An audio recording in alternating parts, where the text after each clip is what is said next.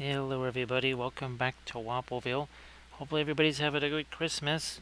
It's Christmas morning here now, so Merry Christmas to everybody.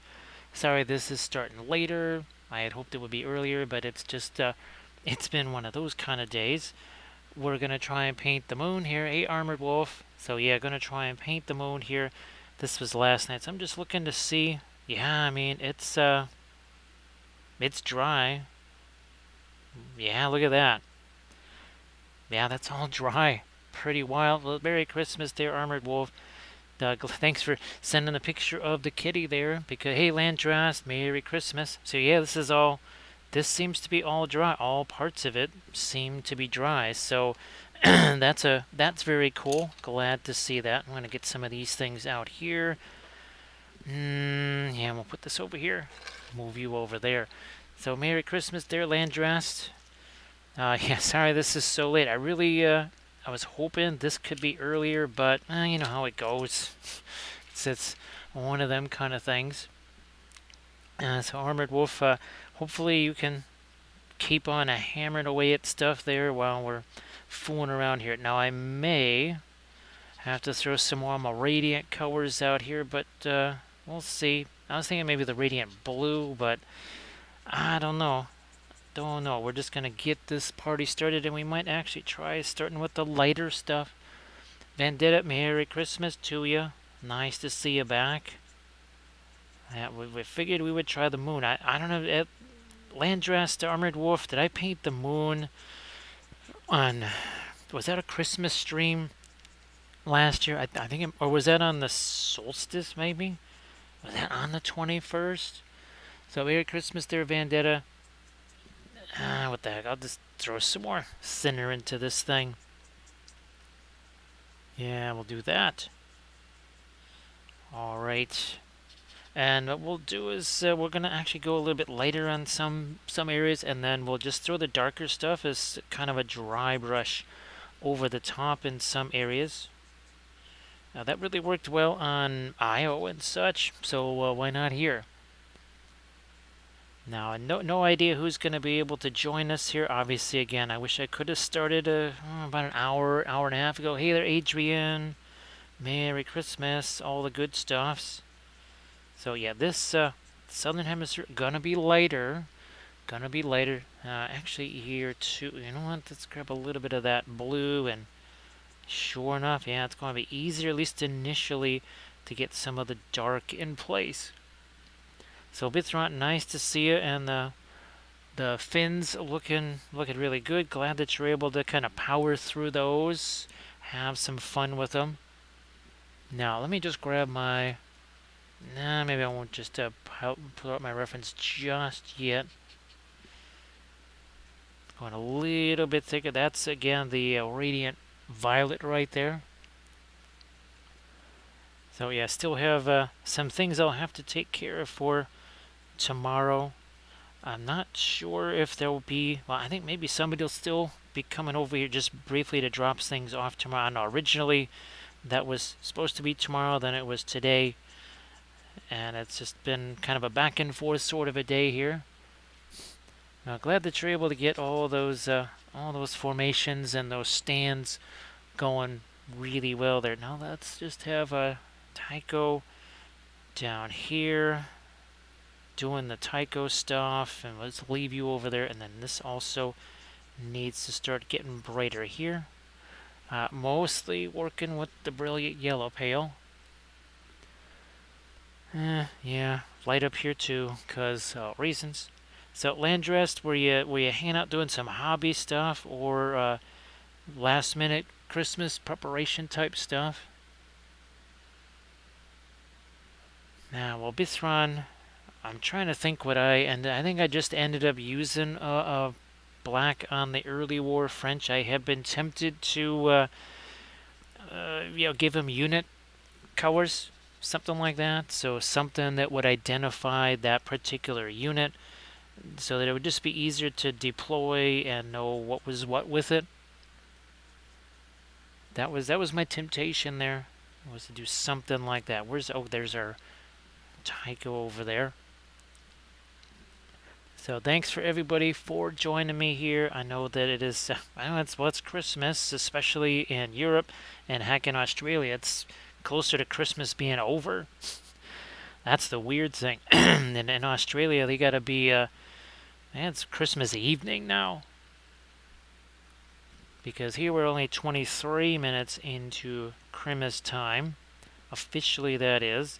Armored Wolf still has a ways to go. Even Landrast has some time to go yet.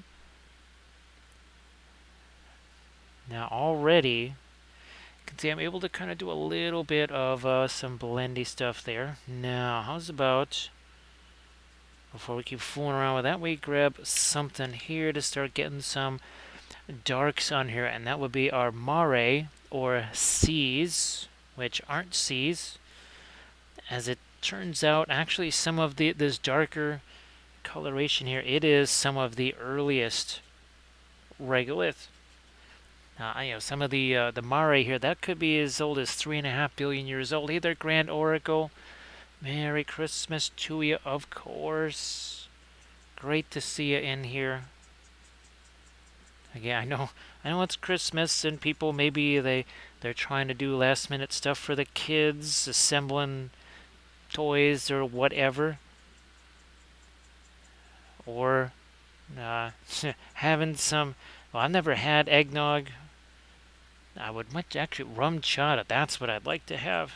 Yeah, give me some of that there rum chata. I'll take me some of that. So Grand Oracle. Well, you remember the story I was telling you last night about how I did the calligraphy stuff in some green and red ink or whatever the heck it was, and our friends' kids went absolutely berserk for it. I mean, they went nuts for that. They were totally convinced that Santa had been there. Of course, because Santa is real. We all know that. Just like Pluto is a planet, we all know that Santa is real. Otherwise, we would never be getting all those very cool presents. It's not like Mom and Dad buy those or anything like that. It's all Santa. And who knew that elves were very much into programming and doing computer graphics for all the video games. Yeah, they kind of had to switch from the wooden toys to the graphics for video games. That's what you call upgrading. Now we need to see the far side here of the moon does not have as much in the way of Mare. It's pretty wild that most of those are facing us. Throwing a little bit of Van Dyke Brown in there, also some of the Mars Black, just, well, reasons. Yeah, Grand Oracle. What was it? The movie I haven't seen in quite some time, because obviously we were seeing the It's a Wonderful Life, because that in Wampleville, that is the penultimate film right there for the season. But I haven't seen Miracle on 34th Street. Now, I don't know if that's one that you've seen, I don't know, in the last 5, 10 years or so. It's been a long time since I've seen that. I pretty much have a handle on how it all plays out. I remember a lot of scenes from it, but it's been quite some time since I've actually seen that. Hey, Vendetta, how are you doing? Well, Vendetta, remember last night we were talking about the only other planet-moon combination that has the same, not necessarily mass ratio, because the moon does not have a whole lot of mass to it, but also composition. Even though this looks very different, the moon actually has a very similar composition to Earth. And interestingly enough, Chiron and Pluto are the only other kind of planet and moon combo of that particular size, because Phobos and Deimos from Mars, I mean, they're basically little pebbles. I mean, they're literally like some paving stones that just somehow ended up in the orbit of Mars. But what's interesting is that Earth and Moon, they don't quite spin around like a bolo, like Pluto and Charon do, but in some ways it's kind of similar. It's not exactly the same, but close enough. Ah, there we go. So see, we're just doing some of our dry brushy stuff here.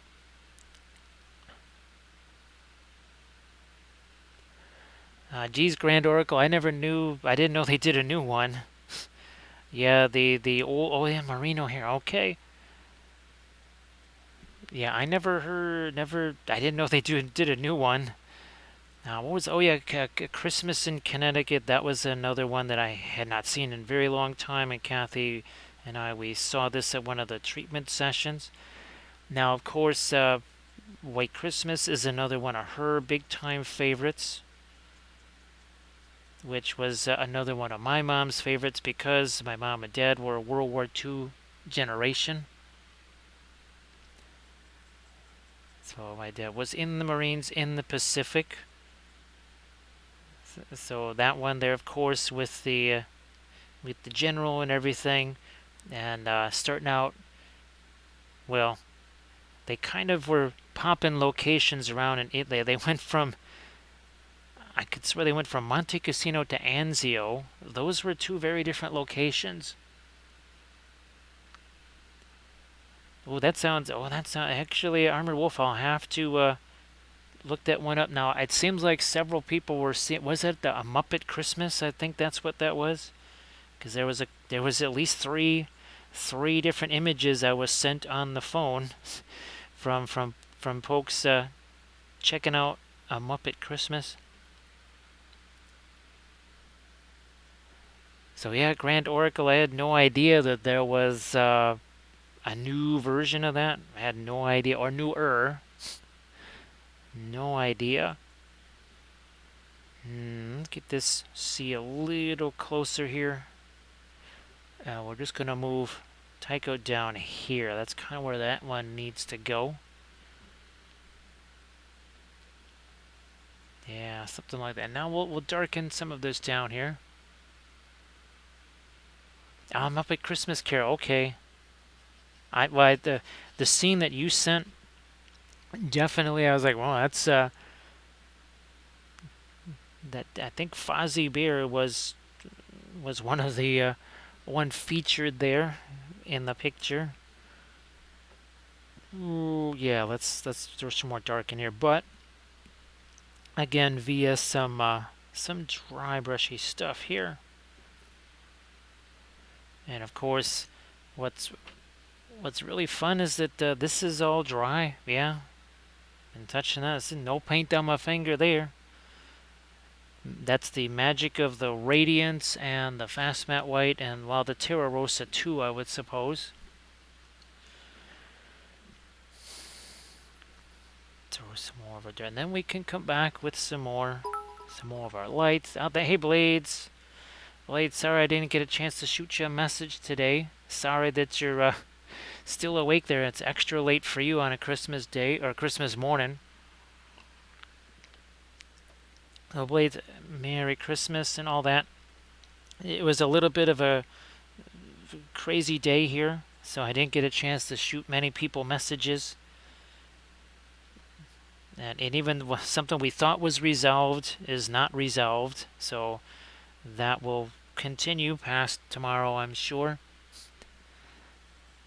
Now, I can just use this side here, and we'll just start to, again, fade some of this out. So now, Blades, I wasn't sure if maybe you were hanging out late on Christmas, or if the dog had prompted some late night outdoor activities there, or if you're just kind of hopefully hanging out, enjoying the early Christmas morning. Yeah, Grand Oracle, I had no idea. Now, of course, I think It's a Wonderful Life was made in 1946. Was it 46 or was it 49? All I know, I think it had to be more like 46. But that was not, that one didn't do really well in the theaters at all because people wanted to see comedies. They weren't really interested in super serious type stuff. Well, Blades, again, sorry I didn't get a chance to shoot you a message. I wasn't even sure if I would be able to stream. Then I wasn't quite sure when that would be. Then I thought it was going to be earlier, and then there were some mishaps, and that turned it into later. So sorry about that. Uh, not quite sure what'll be happening tomorrow. Well, later today. It'll probably be another, I would say another late stream. That would be my guess.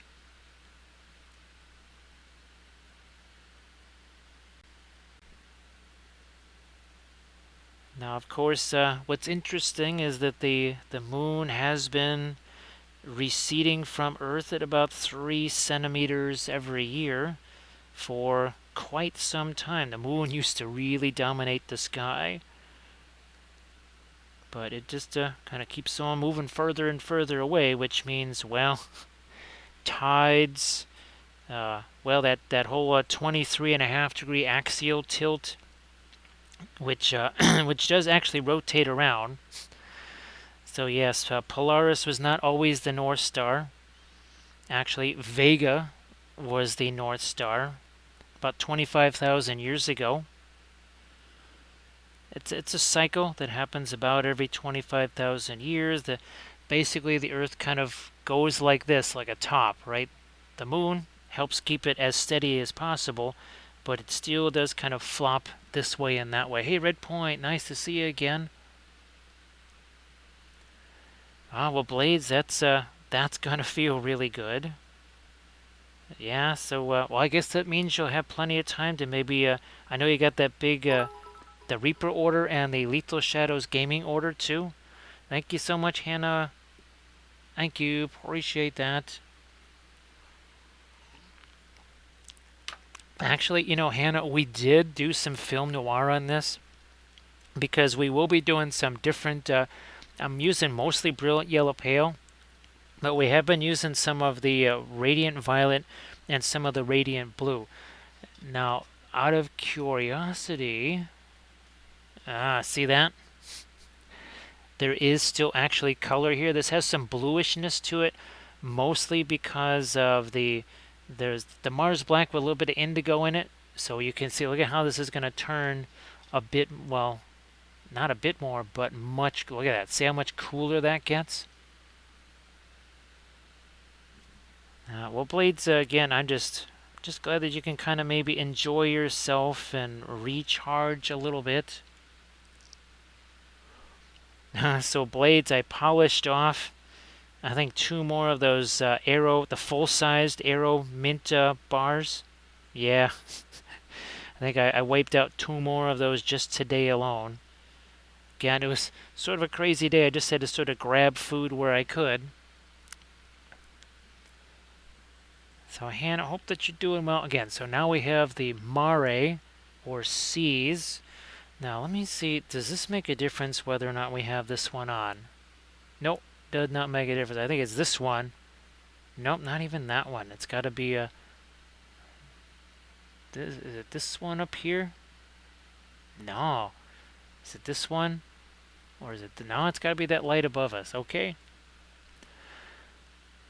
Well, Hannah, I was hoping that I would be able to maybe keep some folks some company tonight. Well, folks could keep me some company tonight.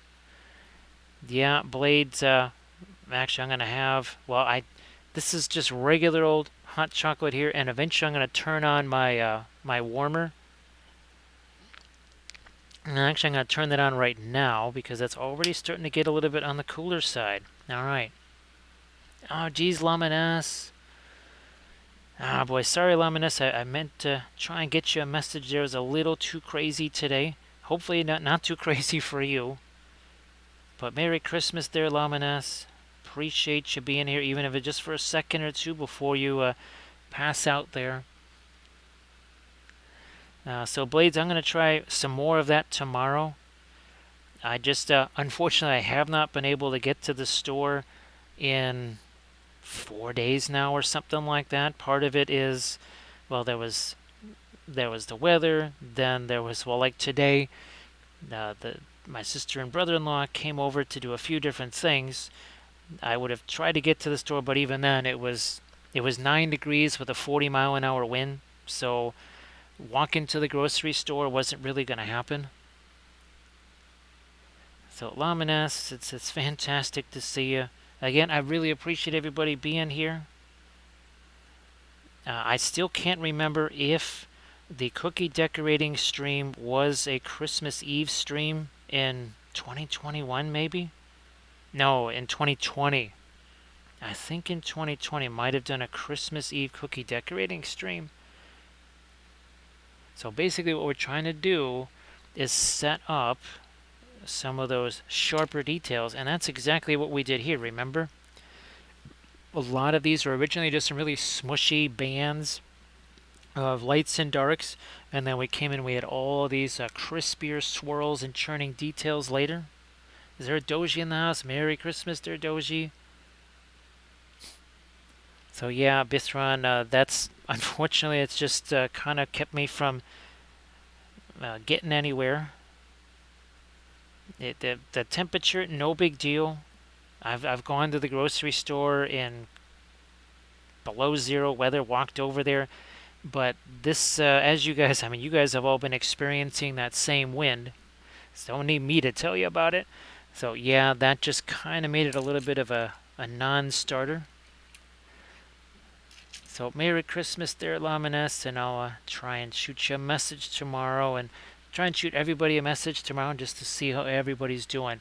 Now let's get down to, actually I'm going to grab my reference over here so that I can see that. Bingo.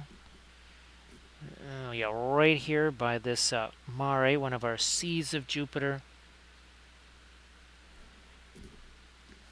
Let's get going on some of this here. So Doji, I figure that there's is present opening imminent there, or is that still a few hours away? I wasn't sure if the kids were of that mindset to, oh, it's 5 o'clock in the morning on Christmas. Let's go jump on the folks and let's go open some presents. That was not how it was here, because well, all of us were all doing, we all had to do the midnight mass thing because my mom played the organ for that and ran the whole choir thing. So there was no doing stuff at 5 o'clock in the morning here on Christmas. None of us were doing that. That'll take the steam out of your stride for sure. Now, see, we're starting to get some of those lighter areas in here too. Ah, that's right. Yeah, Doji. I know that actually Kathy's family did the same thing. They, well, I don't know if they open all of, but that's kind of their usual tradition is to do a lot of present opening on Christmas Eve. I think then they would go to Kathy's brother's house on Christmas Day, and then they would open things there because, well, obviously there was people that weren't at their house Christmas Eve to do such things. So Doji, now it wasn't a case where the favorite toy is a box, because that's another sort of a lament of parents, right? That what ends up being you drop a stick on the floor and that becomes the new favorite toy, not the thing that you had to fight to get. Well, Hannah, of course, they were picking some of the Mars, some of these flatter areas, right? They, and as it was, they still almost landed on a boulder. Well, at least on the first landing, they almost found themselves on top of a boulder. Now, of course, with today's technology and such, just like with Mars landings, right? They happen in more interesting places than the original Viking landers. Okay, so what we're going to do is that we're going to add some of these lighter areas. Then we have to do some genuine craters in here. But look at see, we're already also going to switch here. So here we got some of that radiant violet. It's a very look at it, it's kind of pinkish. It's not just well, it's lighter, yeah, because it's just it's pretty darn solid here. We have not put any thinner on that at all whatsoever. But that's also going to be a little bit different color-wise than those yellow. Yeah. Now, Hannah, have they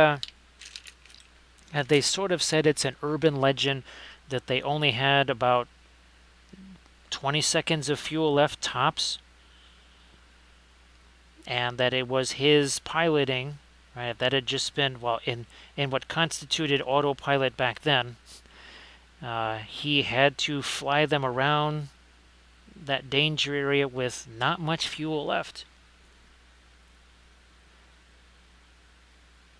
Now again, see, we're just going to soften some of these up. Then we'll really get in here and start making the actual crater shape. And it's going to be a lot like these guys. So you're going to see a ton of this moving forward. Well, Doji, that's fantastic. That is absolutely sensational. Well, one of the things that I got as a Christmas present was about a 400-page book on astronomy, and it was from National Geographic. It was not a kid's book.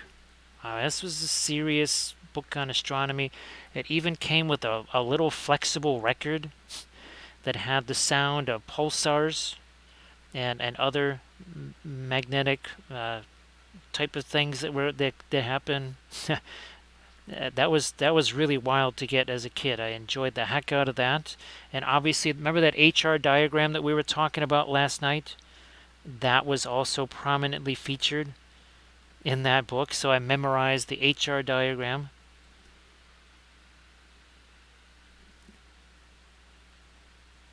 And that is a really fascinating thing. That's one of my favorite things ever. Of course, seeing that as a kid, that's what convinced me that some of those younger ages given for the universe of less than 9 billion years, I said, nope, nada. That's the same crowd that says Pluto ain't a planet. It's got to be 13.5 billion years minimum, because as far as I'm concerned, you need more generations of star formation. So they have 45 instead of 17. Well, Hannah, I think that still, all in all, they were pushing the envelope just a wee bit, wouldn't you say? Yeah. Well, there you go. That's that's what the next one will have to. And maybe that's what we have to paint. If I'm able to stream tomorrow, maybe we have to do Pluto tomorrow. Yes. We could paint Pluto and Charon, and they would both almost look the same. Because Charon actually has and you look at pictures of the two, Charon has a lot of the same colorations. Alright, so we're really advancing this nice and fast, aren't we? We're going to take the edge off of that a little bit too. Just a bit. And let's do some more of our lighter elements. I'm going to use this brush. We'll get back to our brilliant yellow pale, maybe even both. Maybe both together, brilliant yellow pale and a little bit of that violet.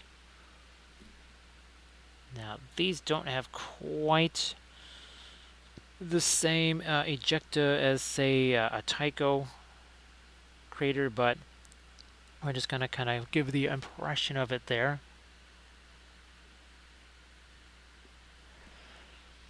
So Hannah, of course, sadly with Neptune not only being a gas giant, I mean, there's nothing to it. It's maybe an Earth-sized rock with many hundreds of miles of gas over the top of it. Also, too, unfortunately, it has kind of the wind speeds there are more like Saturn's. So it has very, very few cloud features. And since it's all pretty much the same chemical basis, I guess it's mostly just I believe it's mostly nitrogen. It's base that's why it's blue. So outside of the one spot and some dark rings, that's it for Neptune. It's rather well, it's not that dull. Well, let's put it this way: there's a certain moon that kind of, shall we say, takes away some of its prominence. So Doji insists that Neptune is not featureless. Neptune has a trident. Actually, I did paint one of those Loot Studio 75 mil miniatures, and it was a gladiator. He had the net, right? He had the net and the trident. So I've actually painted a trident. I could swear there was a Warcry warband that also had a trident.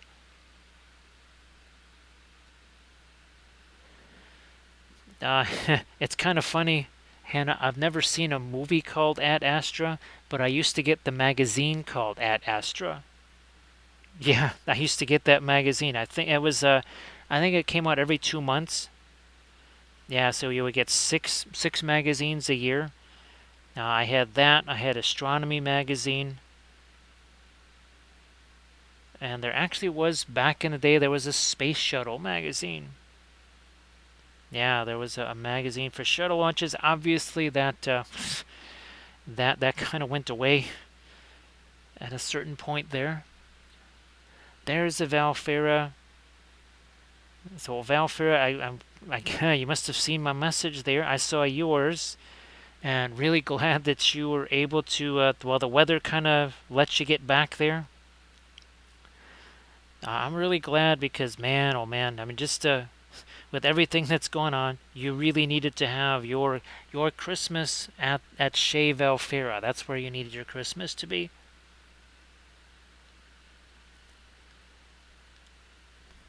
So Merry Christmas there, Valfera. See what I'm doing here? See what I just did? I just rolled that over on its side. That is the same thing that we do when we're trying to make things like marble. Yes, happens quite often. See a very different color. See how that's got some yellowness, and see how this is almost sort of a pinkish? Well, that's that's radiant violet. This is brilliant yellow pale here. So we are actually changing the colors just a bit here. Now, of course, there is a moon that I would love to paint. It would take about 3 minutes to paint, and everybody would insist it was the Death Star, but that would be Mimas. That would be Mimas. That's a moon that would be very hilarious to paint, again, because everybody would insist that it was actually the Death Star. Boy, Velfir, I mean, all kidding aside, I mean, sincerely, that is, it's no fun being away from home. I mean, even say we were at Kathy's parents' house, and even though I'd been there, well, dozens of times, being there on Christmas was still a little bit odd. Even though I'd been there on Christmas a lot of times, or around Christmas many times, it was still kind of weird. And of course, your environment there was way less homey, right, than that. So Hannah, the oils they're just so much easier to use than the acrylics. And like, let me see. Here, okay, this is a good example right here. Obviously, that's where the blue tack was, and I just had to do this with acrylics because there was just no time, and it was so difficult. It took me longer to fool around with this than it did to paint half of this upper hemisphere. It's just the time and being able to get all of this free blending, right? All of this right here where the green is literally blending in with that bright yellow color there. That just doesn't happen with the acrylics. So it's just a massive advantage. I mean, it is unbelievable, the advantage. Hey, Red Trills, how you doing? Happy holidays to ya. And of course, I know that folks have the Santa tracker going and all that sort of stuff, because you got to know where Santa is. Of course, let's see.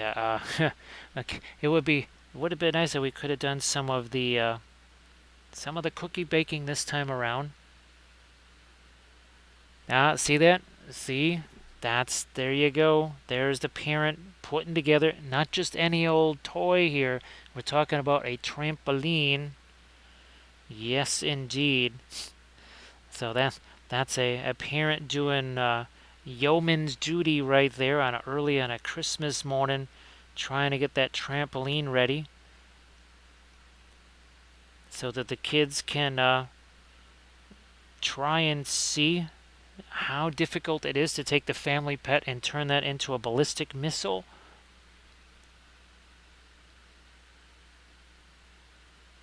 Ah, boy, Armored Wolf, yes. I think I've seen I think I remember seeing the artist, what do you want to call it, artist concept of that. I wonder, is it all that dissimilar? Where the heck did you go? I wonder if it's not all that dissimilar to this right here. But I could swear, Armored Wolf, that I saw an artist concept of that thing.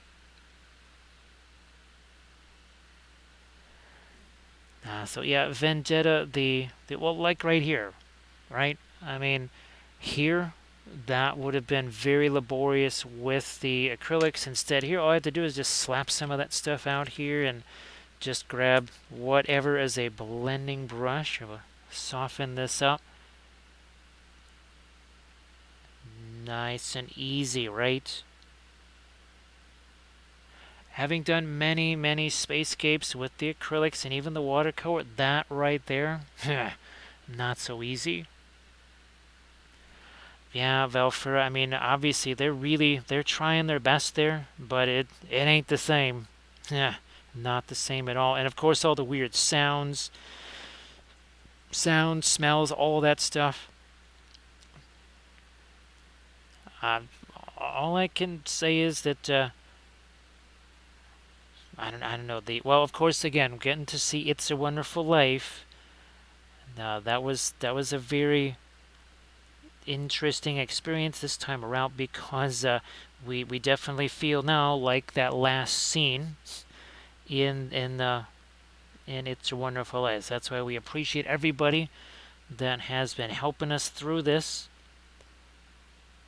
because it's always a reminder anyways. Bithron says that less than 45 seconds. So Bithron, where you're going to leave out, I don't know, we're going to leave out a couple of washes for him and maybe some flocking material. Maybe while he's there, he can finish some of the basing on the fins while you're sleeping.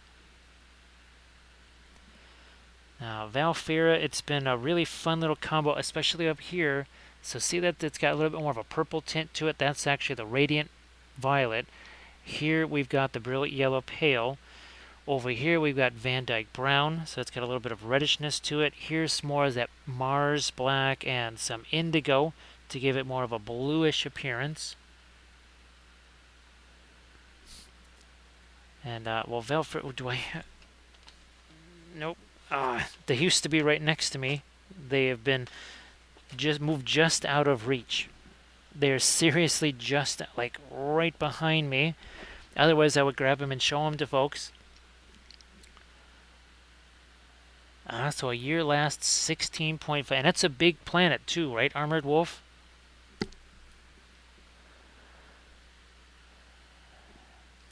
So, yeah, definitely leave out some miniatures for Santa so that he can do a little bit of hobbying for you. Let me see. So, I think we're all caught up there, right? Is Megan in the house? Hey, Megan. Geez, Megan. Sorry I didn't see you pop in there. So sorry, Megan. If I hope I didn't miss you. And Merry Christmas, Megan. So sorry. Glad you guys have heat. But sorry that everybody. So Megan, was that just because everybody was getting a little bit too cold, or was it just residual stuff from school? Like one last parting gift from the school that they brought that stuff home? So Megan, again, sorry if I missed you. Hopefully you're still there in the chat before you head out. Yeah, I'm going to fade this a little bit more. Yeah. So the filbert brushes with the acrylics, I mean, they could help, right? Working faster helps with the acrylics, of course. But boy, not like what it can do here, right? Not like what it can do here. Yeah, so that would put it at 3600. That puts it at somewhere around four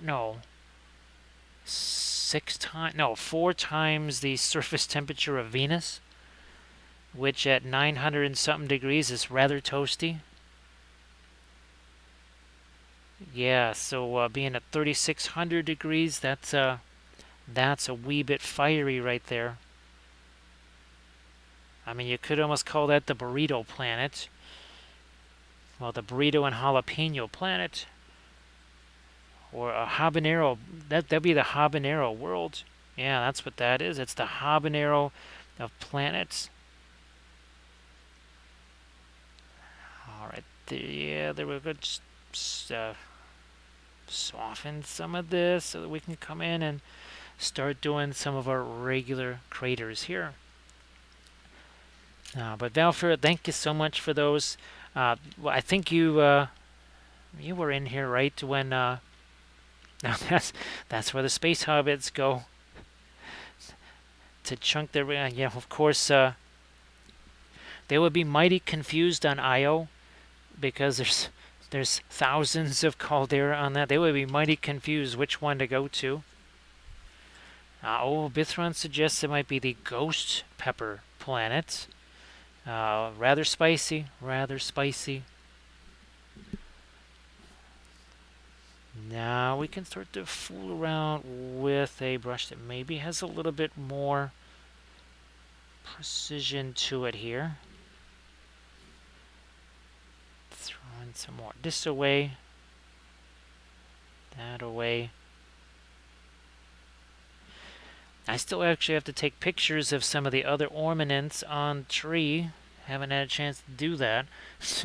Problem is when you have a really tiny tree and there's already ornaments all over the place, you don't have any place for other ones, even to take photos.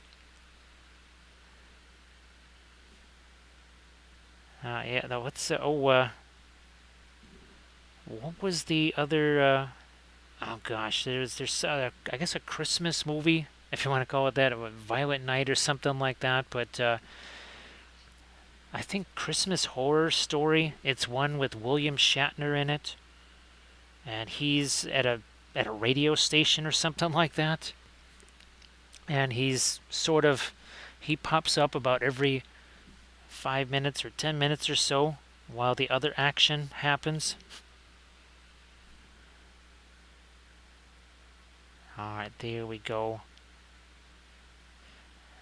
So it's starting to work on some craters here. Actual craters. We're also thinning down the oil paints.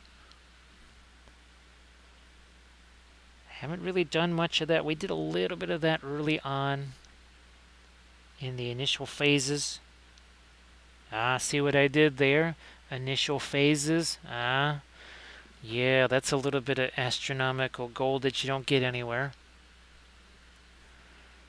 So yeah, I think it's called the Christmas Horror Story, something like that.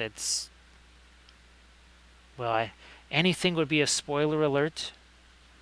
It is definitely on the humorous side. Not exactly light-hearted humor, I can say that. Now we're going to start throwing some of these here.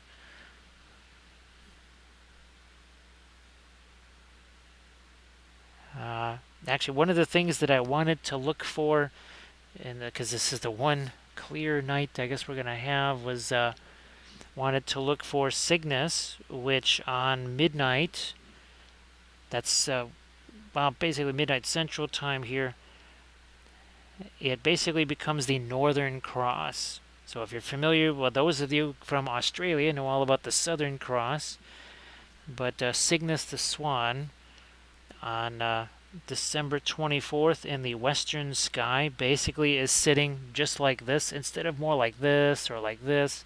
That actually is almost standing vertical in the western sky there, so that's always fun to see. And obviously it's in a very close position to that on the 23rd and the 25th and such, but on the 24th, that is when it's most at that position, straight up and down. So a little astronomical thing to go and check out, especially if it's still a bazillion degrees below zero where you live. Perfect time to see night sky. Adding some more craters here.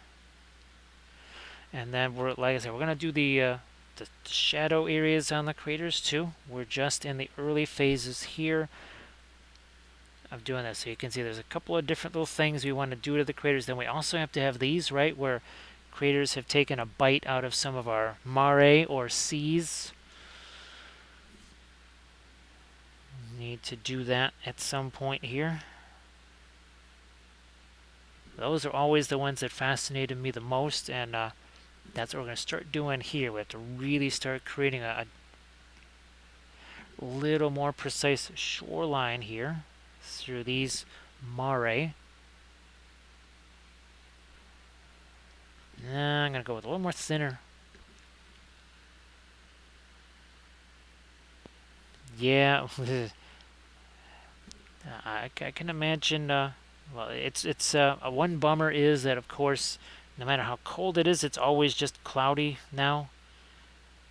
And I used to be able to do lots of observations, but sadly it just doesn't really happen much anymore because it's just always cloudy.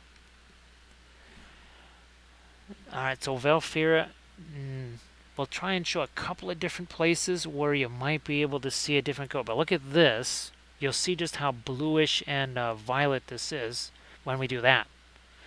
Alright, so that just has killed all color. But when we bring it back, I mean, even here you can see, right, you don't see any yellow or bluish grays or anything like that. It's not until you bring this back and you can see, again, more violet there, more yellow over there. So Valfira, again, really, really, I know you're way more glad you're home than I am. you were the one that had to endure all that, so really glad that you're back. I appreciate you being here because I know it's really late for you there. So again, just going to start throwing, and of course on the far side there's going to be tons of this activity here, right? Tons of these guys, tons of those everywhere, all sizes. Again, some crater within crater because reasons. We are going to go back to a little bit thinner here. So see, that's how we can really get this to actually stick. And some of this, it's not really like our Tycho over here. It's kind of been interfered with by subsequent impacts. Grab a blending brush of some kind. So Valfira, again, really glad you're. Well, of course, we've learned, right, what it means to be in a away from home place like that, even if it's only for a short time. Well, and it's especially when it's a holiday time, and you've had your fill of that. Well, over the last years here, but especially the last 4 weeks, he said, yeah, enough of this malarkey. No more of that malarkey. Well, yeah, let's break into this. I'm starting to think about some of these little craters. Some bigger ones. I know that looks intensely, insanely bright, but guess what? That's going to be toned down. Just like all this other stuff that started out just as equally intensely bright.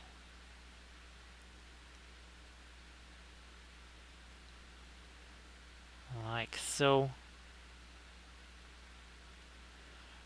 So Blades, hopefully you can get yourself to sleep there. I know you won't have anybody. Well, you know you will have a dog jumping on you, so never mind.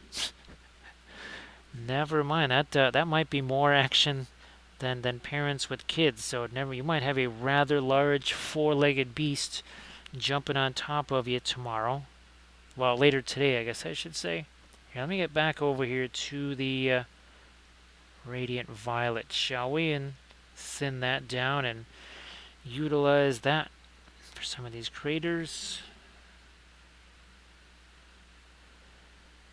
Now, Valfera, yeah, we need a refund on like the last 3 years, pretty much, don't we? I know Armored Wolf would say, yeah. I wish to return some things here, and pretty much a bunch of other folks in the chat say, yeah. Do they take returns on these? Do I get credits if I return this? It's like Amazon, right? If you return it, do you get a credit? And sometimes you return it and then they still don't charge you anyway, and you end up getting the thing for free.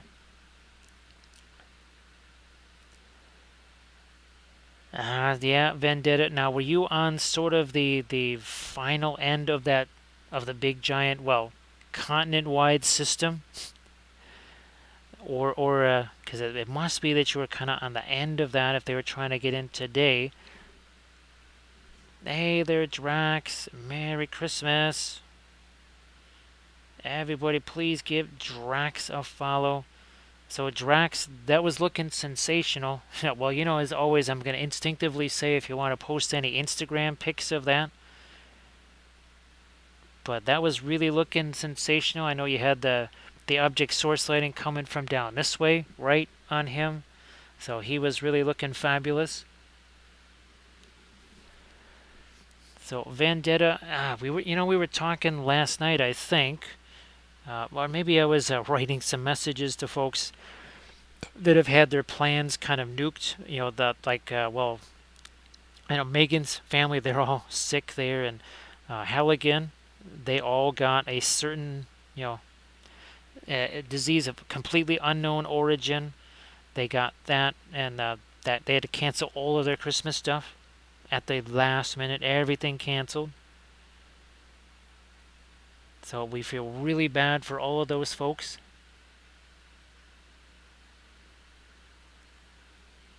Yeah, Belfer, I think I might have missed. Megan might have been in and out really, really quickly here, because it is kind of a long day for them. Was a long night for them. Because yeah, last night, of course, on a really cold night, that's when you notice that the furnace, not working anymore. Yeah, so Drax, he was looking really fantastic. And it looked like you were having a blast with him. The skin tones, lots of fun looking skin tones on him. Really fun lights and darks going on with that too. And Drac, where's the... Oh, here it is. So last night, we painted Jupiter. Had an absolute blast doing all of those churning clouds and such. Oh, that was so much fun. If I'm able to stream, well, who knows? It might actually be tomorrow night if it's after midnight, but we'll just call it the next stream. I think it'll have to be Pluto. Because reasons, Pluto. Been wanting to do that for quite some time. Here, let's get some more light up here. And again, maybe even a little bit. Not quite like Tycho down here, but we need some of our... Give that hint of some of the ejecta there.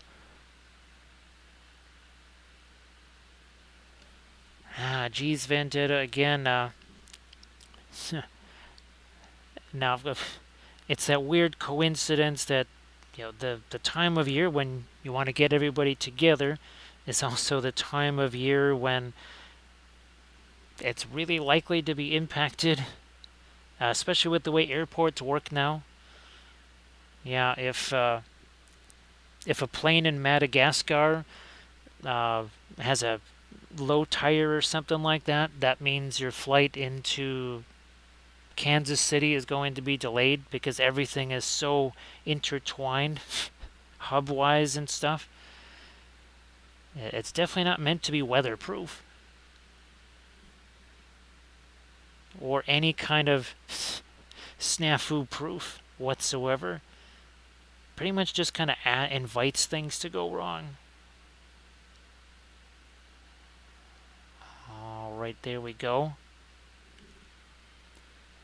Now, of course, if you're flying into Midway and the plane happens to skid off the runway, you have kind of a bonus there because you'll end up on, well, 63rd Street, 55th Street, Cicero, or Central. Those are all major city streets.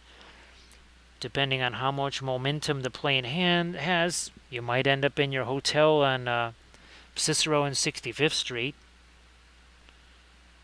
That's usually where planes are landing, though, from that. So, yeah, it would be hard to skid in that direction, but you never know. It could happen.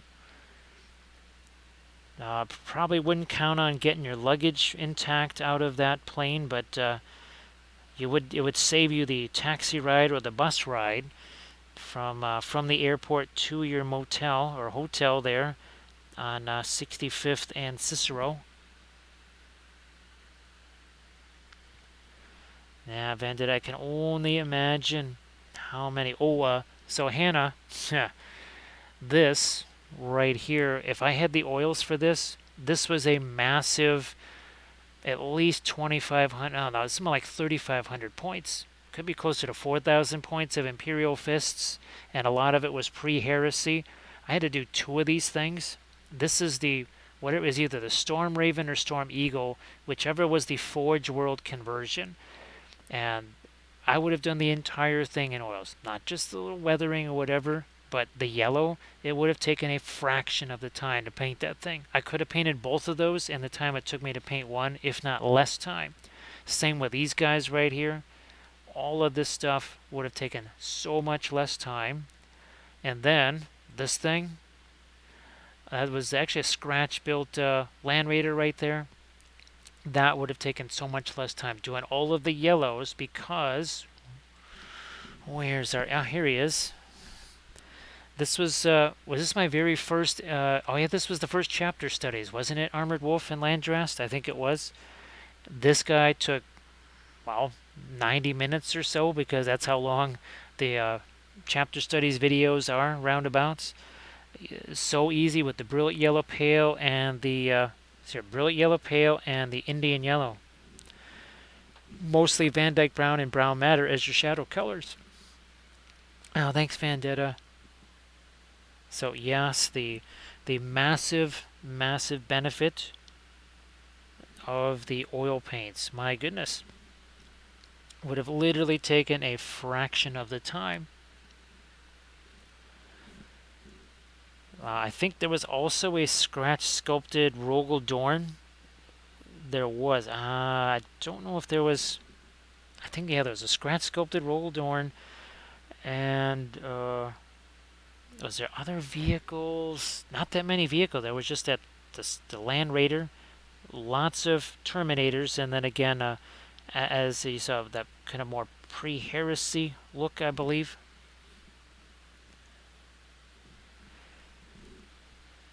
And I think that was why it was the very first of the. Ooh, let's get some of these over Raider here. Because lots of people ask about painting yellow, painting white, painting black. So those were the first three. Among the first five. That's right. The Blood Angels was another one because people ask about painting red all the time. All right, I'm gonna come back into here and oh yeah, start to sharpen some of these areas here around our C's. This is not a Caesar salad. See what I did there? Yeah, we did that. Now let's go back to our blending brush right here. So we just slap some of that out. Now we're just going to take this. Not going to wipe it out, are we? We're just going to tone it down a smidge. This brush even has some paint on it, so we're not just, look at this, see, we're just going to tone that down a little bit. Yeah, so it's not quite as prominent. Do that to some of these other guys now, too. Actually, Hannah, I'm pretty hungry myself. My sister was really, really, really, really kind, and she had made some special Christmas foods, and she put each of the little dishes into a Tupperware, and she marched that over here earlier today, so we really appreciate that, because it was going to be difficult to get any special type of cooking done here tomorrow, well, later today. Thank you so much, Armored Wolf, for posting the link to the Patreon page. Actually, I think I still have a video. No, I think I did put... Actually, Armored Wolf, did I post the... I think I posted the video on the flocking, right? The latest basing video. Hopefully I remembered to. Thank you so much. Hey, Silent by Design. Merry Christmas. Happy holidays. Yes, we're painting ornaments here. Well, that sounds fantastic. I would not be opposed to those whatsoever. Silent by Design. Well, we've been doing just a few here. This was last night's stream. We even went so far as to put a piece of plastic card on one of these, and then we did Saturn. Of course, Jupiter is nothing without Io next to it, so there's Jupiter and Io. We also did Mars. There's Mariner Valley. There's your Tharsis range with Olympus Mons right there. The Ghost of Christmas. Everybody, please give Silent by Design a follow. And Silent by Design, if you have any images of stuff that you've been doing, please feel free to share that. Now, these are a little bit flatter, right? But still very fun. And we've got one more. There's the Argonaut. There we go. So a little bit of holiday cheer. We've been painting those all December long. Oh, here's some that we painted. Now, this is what we're going to be painting Christmas Eve, or sorry, New Year's Eve. We're going to be painting this so that as it becomes New Year, any place on the globe, we just head to that spot and we celebrate the New Year there. So again, everybody, please follow Silent by Design. So Silent by Design, glad that you're doing well. I know, again, there's some parents that are kind of busy assembling some toys or whatever for the kids, doing all the last minute preps, and of course for folks overseas it's either Christmas morning or late Christmas afternoon already. So Merry Christmas to all of our friends overseas, no matter what hemisphere you live in. Thanks, Velfer. Megan was the one that sent the kind of like the flat ones you sent. Yeah, those were the ones that Megan sent. And I'm sure I'll probably be doing some of those off stream as well. But I think Velfer, you remember, I wanted to see just for funsies if we could actually make some of those look very realistic. So instead of painting them more like a gingerbread cookie, almost, if it's a Santa, kind of go with a little bit more of a realistic eyes and facial skin and that sort of stuff. Yeah, Valfera wasn't quite sure at first. Now, if you look at these are the 3D printed ones, right? And I actually, I think there I did TMM on those. But yeah, those were the printed ones. So again, everybody please give Silent by Design a follow. And of course, Silent by Design, again, if you want to share any links or anything like that, any work in progress, things that you've been doing. I know you just finished your stream, so you're not going to have a whole bunch of pictures of that just now. Ah, there you are. Yeah, we're just going to take this here, spread some of that out.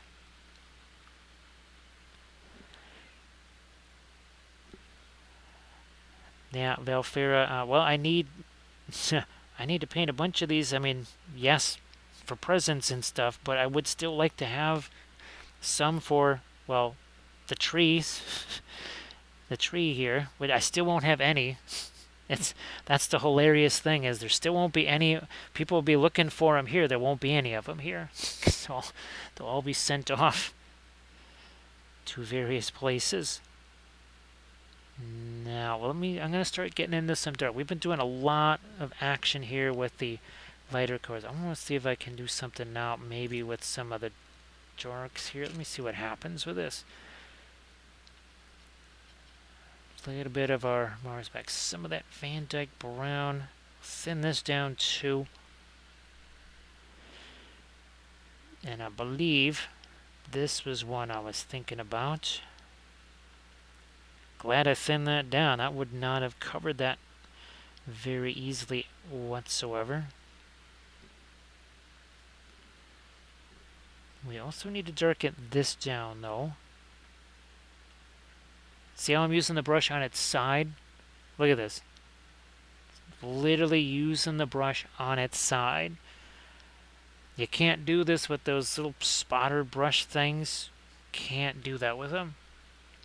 Alright, well, Doji, thanks so much for being here. And as just thanks for all the kind words, all the support. You know, that means a ton in so many ways. So thank you so much for being here. I really appreciate that.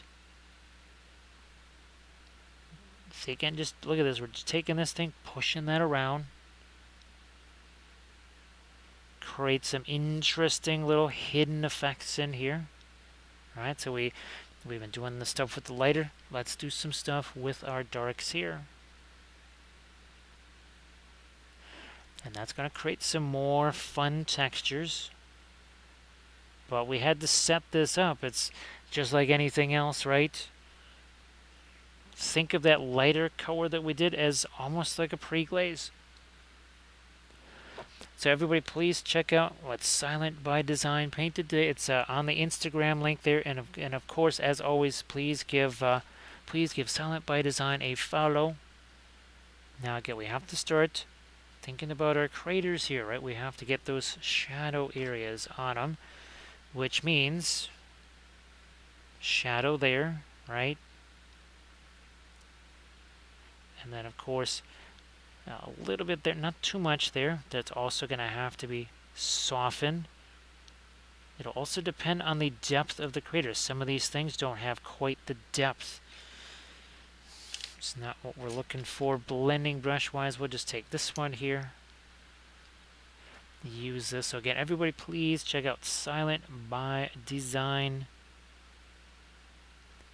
Alright, here we go. Let's take this. And look how we just tone some of that down. It becomes now a suggestion of some shadow there. Now, Valfera, do you remember, this was a long time ago, was that Earth Final Conflict? I'm pretty sure it didn't. An Earth Final Conflict there was something like that. That was a show that was not exactly super well known. The only reason I knew about it is because, well, we were doing a lot of the conventions, doing the art shows, and at one of our conventions, Gene Roddenberry's son was there, and Earth Final Conflict was his project. So we actually, and it was a smaller convention, so we actually got a chance to to hang out with him. All right, well, Vendetta, you have a great Christmas. Thanks for being here, of course. We appreciate it. And sorry that you have to kind of be minus a few members right there. The party is a little bit smaller than it was supposed to be. I mean, I know it's a poor consolation, but hopefully there can just be a delayed Christmas. You just say, all right, well, hey, 12 days of Christmas, right? 12 days of Christmas, you're supposed to still be partying by January 6th. So, yeah, just because it's not that day, it doesn't mean the party ends. So Silent by Design still has a half an hour. And of course, Armored Wolf still has some time to go yet before it's actually Christmas. We are an hour, basically an hour and a half in here as far as Christmas goes. So yeah, I put that down. Now we're taking our blending brush. And now we can take away some of that, not the entire thing. Just some of it. Look at that. So see, we get so many fun, wild, extra shapes out of that.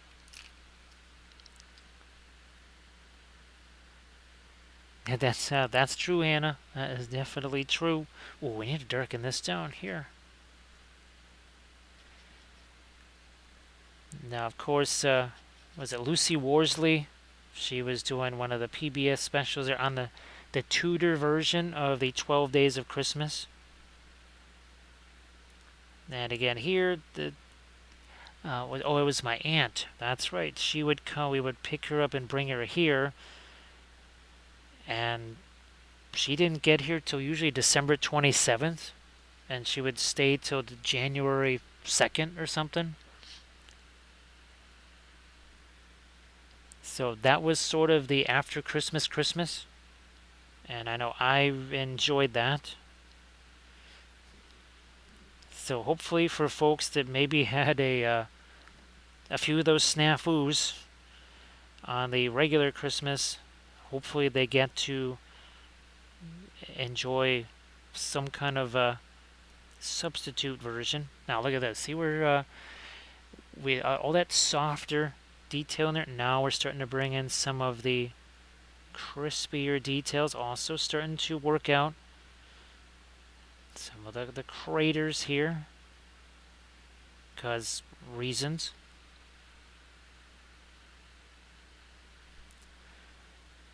So yeah, Armored Wolf has been hammering out lots of details on those.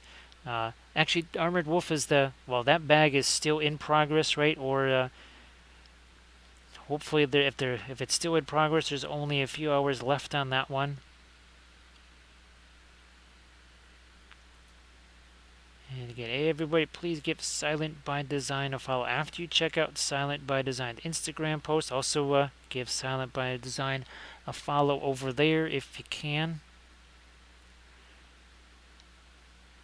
It's not that difficult, right? Follows are free. Can't bring in more of this here to rough up that surface. We don't want to completely annihilate the ejecta there, but it does have there's been impacts over that.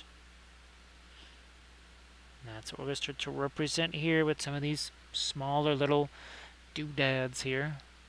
Just stitching the base on. Well, now actually I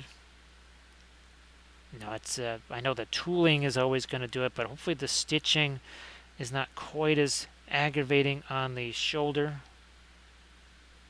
as the tooling can be. I know none of those things are exactly comfortable tasks. Is there an Inganis in the house? There is. Merry Christmas. Merry Christmas, Inganis. Nice to see ya. I hope that, things are as good as they can be. I know for a lot of folks, weather and certain things have made Christmas a little bit more of a misadventure than it typically is. So nice to see it in Ganes. We're just having some fun here, doing the ornaments again. I don't know if you saw Jupiter last night. Well, it's out there now. If the sky is clear, you can see it there. But you can also see it here on stream. There it is, and all its atmospheric glory there.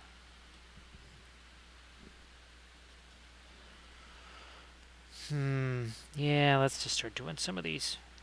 Working on the shadow side of some of these, which we will take our blending brush to. Then we'll be adding tons more other craters as well. And then we're just looking at these as kind of our major ones, and then we have to do lots of smaller hints of ones, and then of course that crater on top of crater. And of course here where we have some of these seas or mare, we're trying to interrupt some of those with these craters. Well, that's good in Ghana. Yeah, it's impacted us for sure, and not quite in the way it's impacted other folks, but a lot of folks have had to maybe just say, well, the Christmas we were going to do, that will just have to wait. We'll have to try and do that after the fact. So again, for everybody that's trying to get somewhere still, or is waiting for someone to get somewhere, we hope that they can get there and you can still do all the holiday stuff that you are wanting to.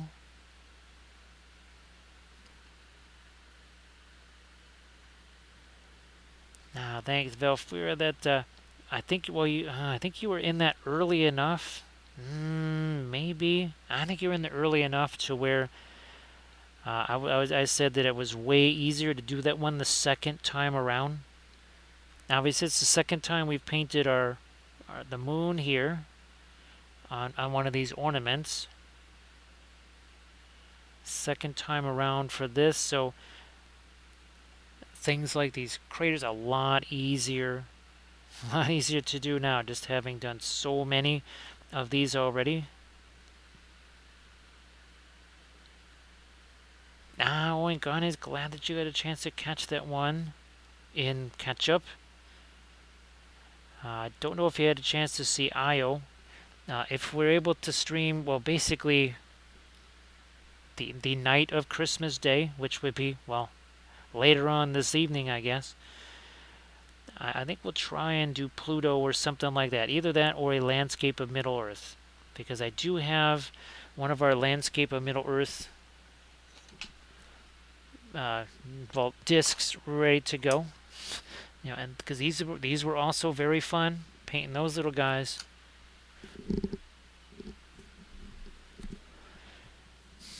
And of course, well, Velfira. Actually, Velfira, if you wanted to share some of your links there, I know your illuminated miniature. I'm always going to call it illuminated because all of that amazing light work on that's illumination. That's not just adding some lights to me. That's always going to be very mysterious doing stuff like that. So I appreciate the difficulty involved. Trying to make that work out the way you want it to. I'm sure there's always lots of surprises there too.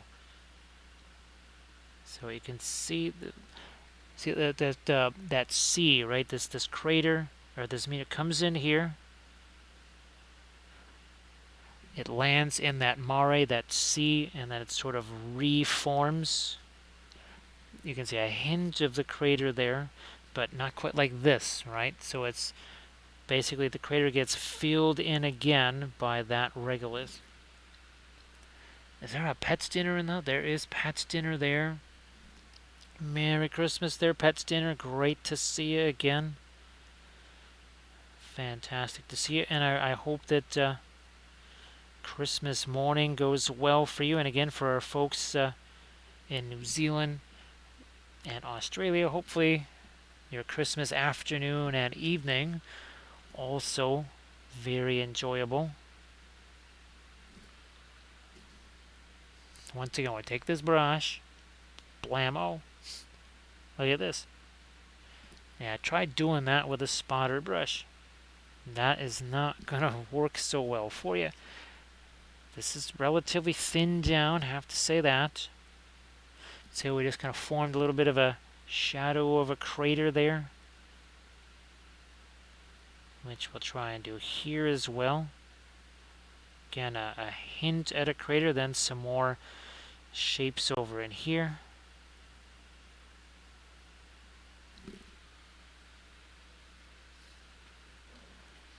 The trampoline is done. Well, Adrian, I hope that, again, they don't choose random household objects and pets to do ballistic missile tests on that trampoline there. And hopefully it all works out fantastic. They have a blast with it. And it's a Christmas to remember. So, see you later, Adrian. And everybody, please check out Valfera's, again, amazing light work done. And that was a big old piece there too. That was no small task for sure. Now again, we'll take a blending brush to this. I'm gonna tap, tap, tap. In some cases, pushing it this way, that way, whatever. See here again, we're gonna take some of that, move that around. We're not gonna kill the edges entirely. See, we just soften part of that edge.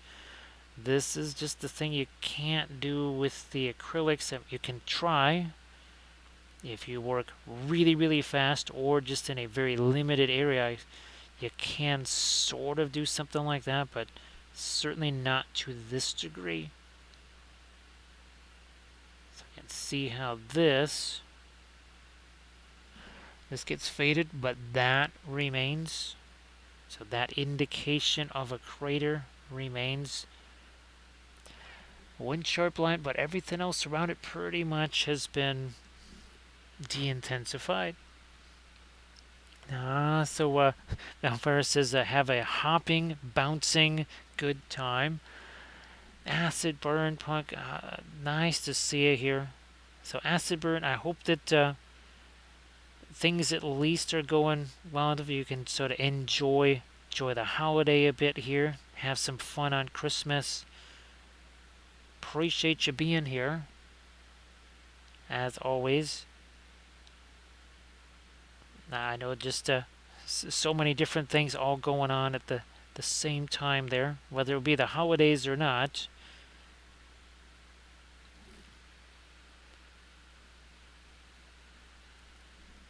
Boy, Valfera, you can say that again, right? I just remember, oh gosh. Did we do those in Photoshop? I know there's I still use the blur tool in Photoshop. Let's see, what have I used the blur tool on most recently? Now, of course, the clone brush, that was the one that I had to use the most way back in the day when we actually did do computer graphics. Lots and lots of clone brushing.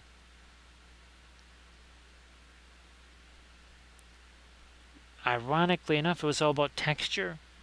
It wasn't so much about color, it was about texture. And that's what we're doing here, is texture, right? We have some hard edges here, but you saw how on these craters here, tiny little craters, we quite literally took the edge off of those. They look like a bunch of little dots. Now they have a little more, they have some odd shape to them, a little irregularity, and also the edges are not 100% solid around them.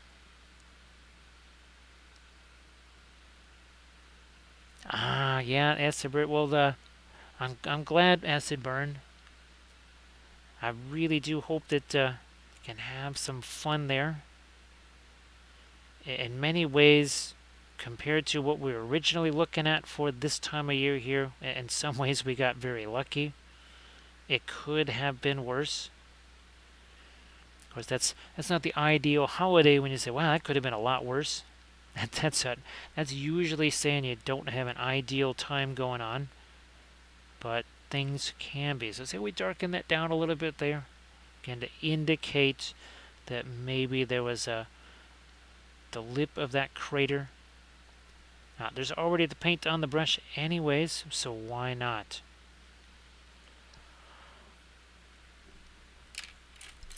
Now, I don't know if anybody has some really tasty vittles planned. I mean, obviously, this is a food channel as well as a Lord of the Rings channel, as well as it's also a home repair channel. It's an exercise channel. It's the cavalry channel. I suppose you could say it's a Song of Ice and Fire channel. We've also turned it into a well, we already covered. Oh yeah, now we've turned it into an astronomy channel. Yes, it's quite literally an astronomy channel now. We cover enough of it. No acid burn. That sounds really fantastic.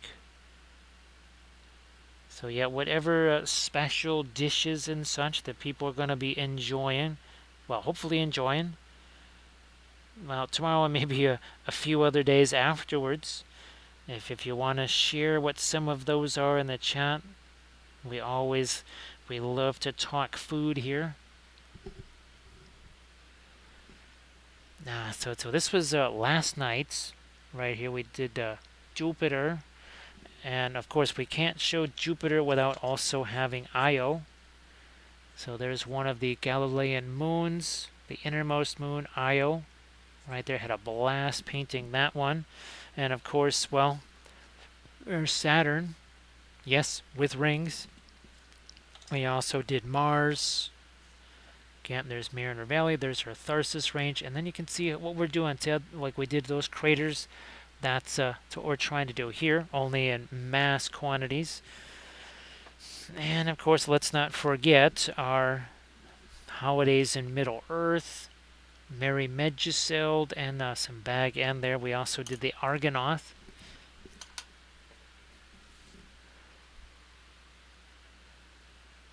Oh, forgot the well, Valfera. You know what?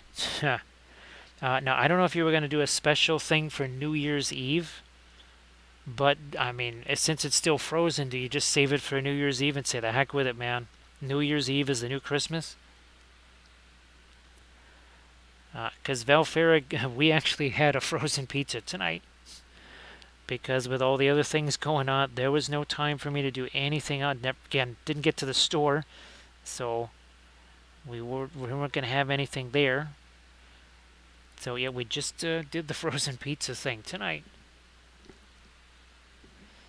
So obviously that was tonight. You're doing that tomorrow, but still, not all that dissimilar. Now you notice how we're just doing the one edge here of all of our craters, just this one side.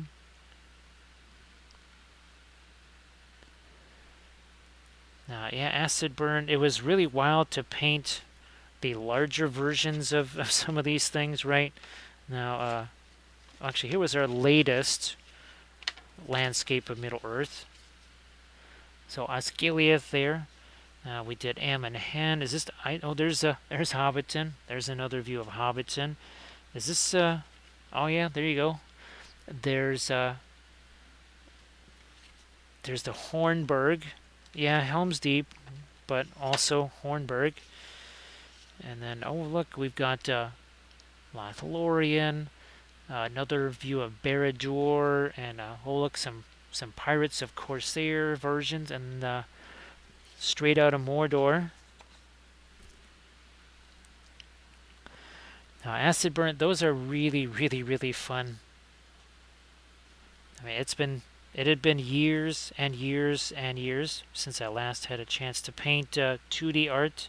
So getting a chance to do that again. I know it's not quite the same as miniatures, but the principles are all the same. In fact, the same thing we do here is literally the same stuff we do on miniatures or on busts. So here, see all of these markings? Those were all put on there exactly like some of these, where we just kind of throw it on there quite solid, right, with hard edges. Then you saw me take the blending brush, right, and take some of the edges away. Well, look at here. same deal, right? See how some of those are faded to almost nothing? Same idea. Now, even with the, say, tattoo freehand or something like that, all the same idea. So we plop some of this stuff on here, and then we we just start pushing it around later.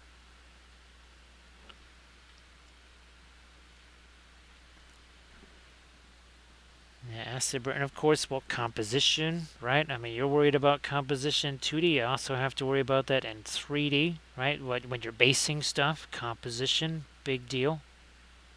Really is. Uh, Color contrasts, work on miniatures just the way they would on a piece of 2D art. You must have dark to show the light, whether it's 2D art or whether it's a miniature. Now, what's fun acid burn, of course, with the oils is dry brush takes on a whole different thing, because this technically is dry brush because I don't have paint on the brush. I'm just going to manipulate what's here. So see how we took these and we took the edge off of those. Oh, look, here's more. Do the same. Taking the edge off, spreading that around. All of a sudden we have lots of actual small shapes and such that we didn't have to work really hard to do.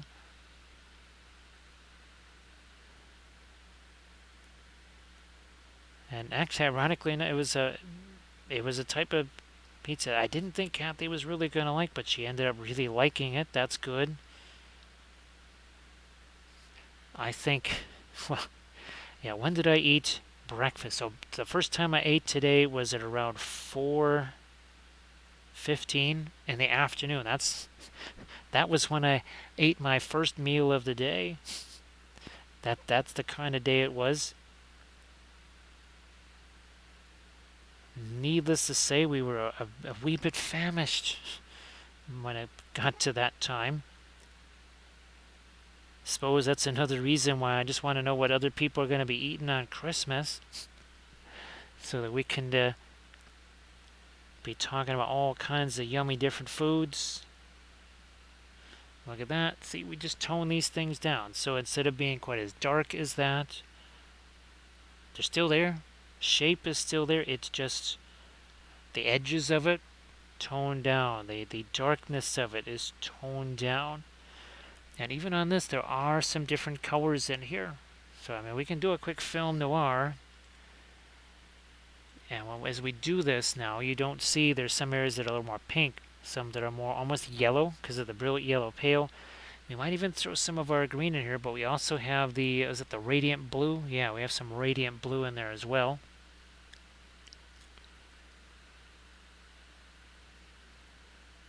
Charity's making a cranberry orange Yule log. Actually, Armored Wolf. Well, obviously, if it's a secret recipe, don't send it this way. But that might be something that Kathy likes because, well, she loves it when I make her the cranberry sauce, like actual cranberry sauce. And my sister's been getting these Belvita cookies, and they're cranberry orange cookies, and they're her favorite. Like, she likes those. She really doesn't like any of the other ones. I sort of like all of them. I don't know, Bithron, that sounds yummy to me. Yeah, that sounds fantastic. So acid burn. Now, actually, now there's a lot of really nice looking dishes that you can do that would be massively healthy, because vegetables, fruits, your some of your leafy greens and such, you can make some really stunning displays out of those. Now, as far as getting some fun flavors injected as well as the visuals there, what kind of stuff were you going to have there, acid burn, that kind of makes it a little bit healthier?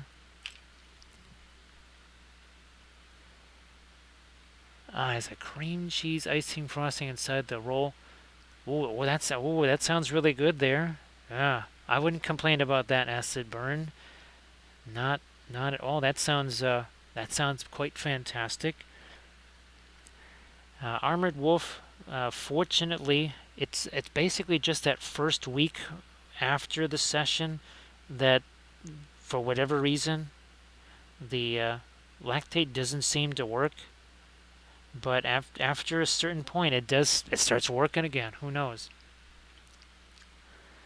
Only that Kathy likes edamame. Yeah, she likes that. Heck, she used to make just meals that there would be it's like frozen, I think, and you would just steam it in the microwave for X amount of time.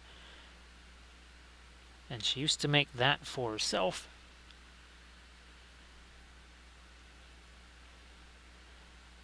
Yeah, acid burn. Well, like you say, the the healthier Christmas means more Christmases. Minor detail, right? Minor detail. But you can certainly make some things that look and taste fine. All of those sound top notch, Armored Wolf. Yeah, those sound fantastic. Okay, now we're doing some of these darker bits here. We're going to be coming back with some of the lighter stuff. Okay, don't worry. We have a lot of lighter things to add here. We will get to that. But what we're going to do is we're going to take some of that and just push some of these around here.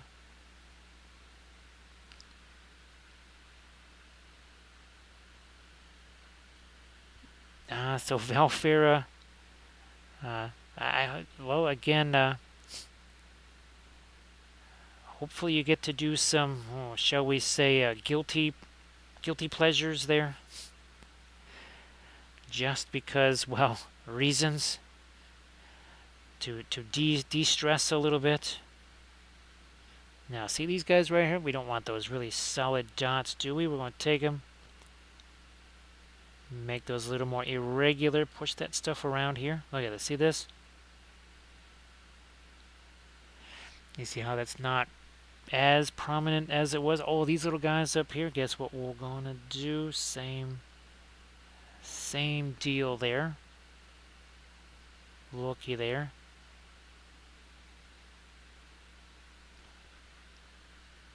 Hey, Pendrake, how you doing? So Pendrake, we actually painted, I don't know if it was a Christmas stream, but we actually did paint a lunar surface for one of our Christmas ornaments last year.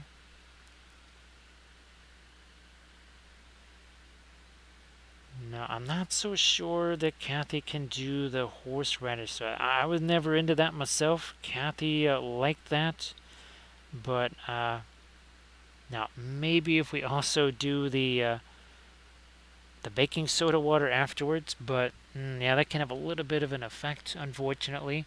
Now, see this big old blob right here? How's about we turn this to some fabulous shapes? If I had messed with this right away, it pretty much just would have slopped around instead. You can tell it's not dry, but it's what we like to say, set.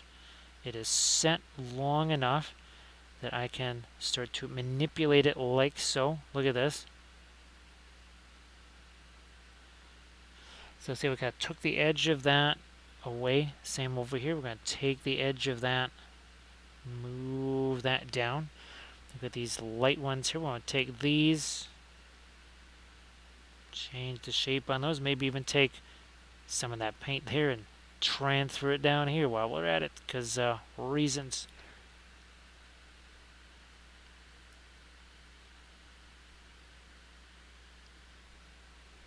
So acid burn.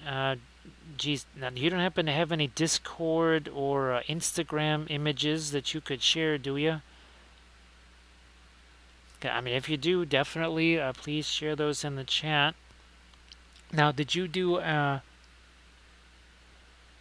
Let's see. Let's see the the Sayo Kathy, or did you do the Dark Sword one with the Jiro figure? Ah, there we go. Everybody please check out Acid Burns Kathy miniature. And of course, a huge thank you to everybody for whether it's the Reaper and or the Dark Sword version. We really appreciate that. That's going to make that Dark Sword one that made a huge difference. And the Reaper one, well, they're still I guess they're still going gangbusters on those. So we appreciate that because that really it's made a big old difference, and it's going to make a big difference this next year coming up for sure. Because this entire year is definitely going to be involved with what we're currently engaged in. Is there a surface tension in the house? Do we have some tension here? Surface tension, how you doing? I'm guessing did you already do the Christmas walking of the dog? Since it's 1:58 here, usually you're doing that around 1-ish in the morning our time here. So hopefully the dog is walked and it's not quite as cold there as it is here. Because here, well, it's still about 3 degrees Fahrenheit at the warmest.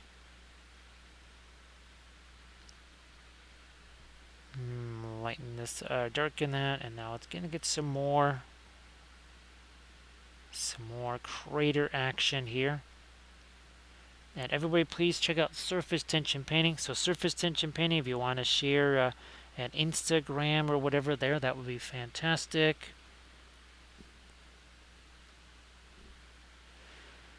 We need some more of our craters here on this far side, but we also need a lot more light action happening here. But first, let's just start working in some more craters here. And you can see we're just doing that top little twist like this, right? So that we can do the highlight on top of that. We'll just put in a one over here. Back to some of our lights here, and oh, what's the one thing we haven't used yet? Haven't used any white. See that? That fast matte white's just sitting there all forlorn there, all by itself. Yeah, still have not touched that yet.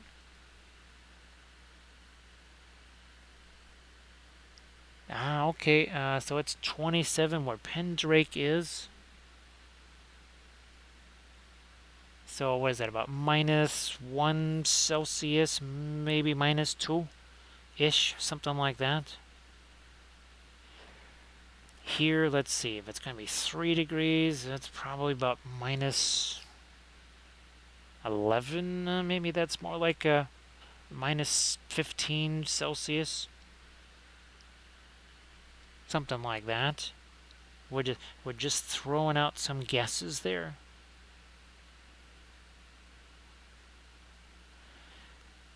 I'm a little bit better at the high end of the Celsius Fahrenheit comparison scale. Lower end, not quite so much. You don't typically see a lot of weather forecasts for Europe that have the, well, what we would say in Fahrenheit sub-zero temps. That's a little bit more rare, it seems like.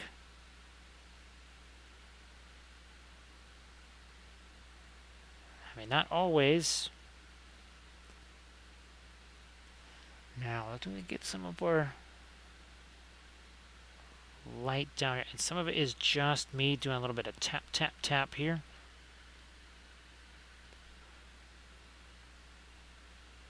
Which we'll soften that up again too.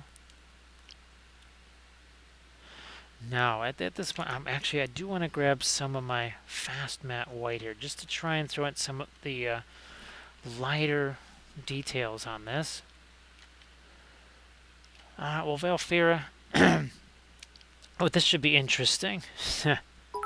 This should be really, oh, thank you so much, Surface Tension. Actually, I could use some of that right now. Thank you so much, appreciate it. So Valkyrie here. Okay, now I wanted to make sure you could see some of the craters here while we do this. So, um, looks remarkably similar, doesn't it? Minus the all of that Terra Rosa, aka Mars Red. Very different, even though a lot of the shading structure is the same. So thank you so much. Thank you so much, Surface Tension, and of course Valkyrie again. Glad that you're back at the house and not over there anymore. And I think you'll take you'll take a cold pizza tomorrow morning versus what you would have had over there, right? Just to be back at the house. Now here we go on our Tycho crater. We're really going to get into some of the lightest areas here. And the nifty thing is, should any of this be too light or too sharp of an edge, we can just take our blending brush to it and poof, take it right down again. Ah, boy, Surface Tension, those Highland miniatures, fabulous stuff. Now, were you gonna jump in on the goblins? I know Landras has been heavily invested in the dwarves, but I guess goblins are what's next, and they do have that classic look to them, shall we say. They have sort of a Schmeem Schmirkshop look to them, but the old style. Alright, there, that is, that's all good. Now let's start finding some lighter colors over here in our Mare, or seas. Remember, we're talking about getting the top edges of some of these craters also. Now, as I thin this down a little bit more, ooh, not too much. Don't want a pin line wash out of this, but we also need to do a bunch of these little guys. We've been doing a lot of those with the black. Now, and the Van Dyke Brown, we need to start doing those with some of our white. And in some of the deeper craters here, we also need to do a little bit of this, right? To indicate some that have a little more depth to them. Like so. Right? Because see, we don't want a little bullseye like that. We're going to do something like this now. All of a sudden, looks a wee bit more craterish. Oh, a Vampire Army sounds good. He has some well, I mean, all the Highlands miniatures, they're all fantastic. I mean, come on. They're really, really, really good stuff, aren't they? They were really fantastic for that army painting series, doing all of the sky, earth, non-metallic. They're really handy. Is there a snack punch in the house? There is. So snack punch, happy holidays, Merry Christmas, and all the good stuffs your way. Appreciate you being here. Well, appreciate everybody being here. Again, I know it's a holiday morning or evening or afternoon, and you've got potentially guests coming or guests there, or cleaning up after guests have left, or traveling somewhere, or about to travel somewhere. So we just want to say Merry Christmas to all of you. Again, getting the light on that side, and then in here. Now we'll be coming back and softening quite a bit of this stuff. Well, Snack Punch, hopefully we can. That was the other reason why I wanted to do this stream, well, tonight for me, and then hopefully again later. Obviously, it would probably be more like a Boxing Day morning for most folks. but hopefully we can do that late Christmas night, early December 26th stream. Well, let's see. I'll have two different ornaments ready. We'll have one of the round ones ready to do Pluto, and if that gets painted really quickly, then we'll have one of our. Well, we already have this ready, so we could always, after that, try and paint up either Isengard or a Minas Tirith. Minas Tirith would be interesting. I think that's where we'll go. I mean, Isengard would be fun. It'd be perfect for one of our round ornaments like that. But I think maybe we'll go Minas Tirith style. Yeah, Snack Punch, there's a whole bunch of folks we know that, whether it's travel things, issues, people getting sick or whatever the issues are, they're not able to do their customary things. We're certainly in that situation here. Well, I think last year we were up north. Well, that was because of special circumstances there, but we would definitely be trying to at least see a few folks during this holiday season, but that's not going to happen.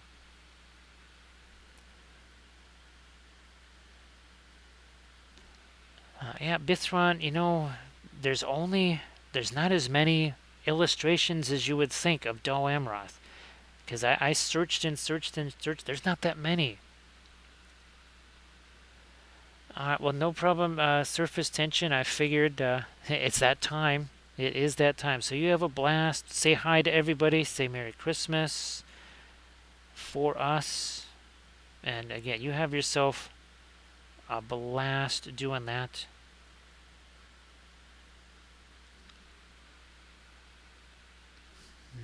Yeah, let's get some more light here. So you can tell we kind of finished off the bottom edges of those craters right there. It is very much like we did. Let me see, that's not our one Spacescape. That's not it. There it is. There we go. So it's very much like what we did on all of these craters here, right? So we get Merry Christmas to you there, surface tension. And now we want to try and get some really nice little lighter dots. And we will take some of these and we're going to, they won't be quite so prominent. They won't have that nice clean edge on them anymore. That's for sure.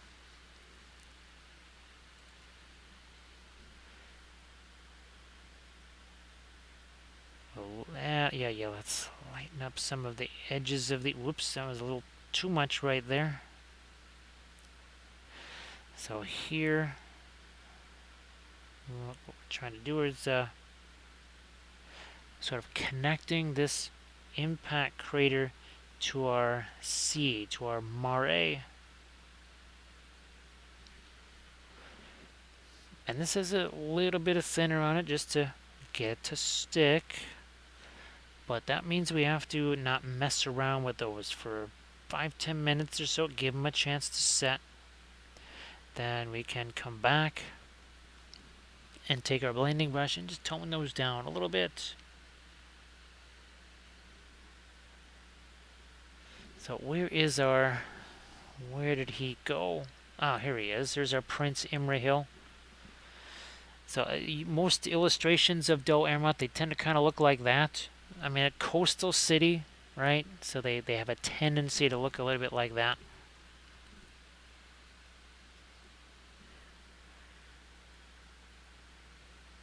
More here.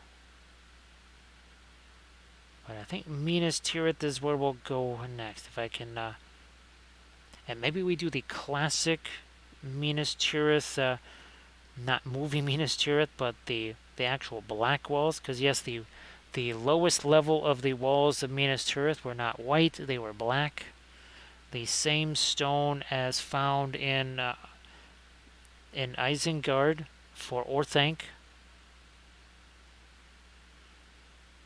I did not realize that till I started seeing these illustrations of Minas Tirith, and the lower wall was black. And I said, well, that's odd. But it made sense. The lower wall would be made out of that same, basically invulnerable material that Orthanc was made from. So I haven't done Kirith Ungol, Pendrake. I was thinking of Gondolin because, well, that would have lots of fun spires. The hidden city of Gondolin, of course. That's why. That is the reason why everything here is Gothmog. Everyone is Gothmog. Not just Gothmog, the orc leader, but Gothmog the Balrog, right? Who was at that battle over Gondolin.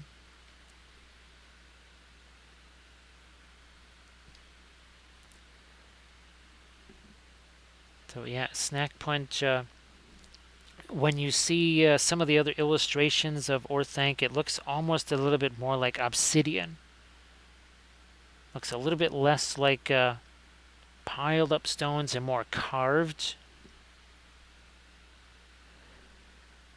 Now Pendrake, of course, terrain-wise, I really want to make a Kirith Ungol, right? Because there's basically a legendary legion, I do believe. Yes, there is. Yeah, there's a legendary legion, and there's all kinds of funky special rules for that. So I think it would be really hilarious to have basically, well, a civil war in Kirith Ungol.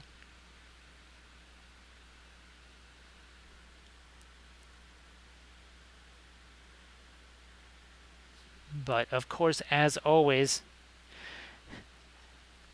it always brings me endless hilarity and pleasure to say that as of I still have not actually read the Lord of the Rings books. Have not read the Silmarillion, which that's our version of it. Have not actually read the books, but we've studied the heck out of it. I could draw you a map of Arda from memory, like I could do a map of Mars or the lunar surface by this point, and now Io. So Bithron, I have seen pictures of Fornost. And of course, there's not too many pictures of Amon Sul while it's still intact. There's a few, but not as many as I would like. But of course, since we have, and who knows, I think somebody else is probably going to do yet another Arnor thing for among our 3D printers, our 3D digital sculpting guys.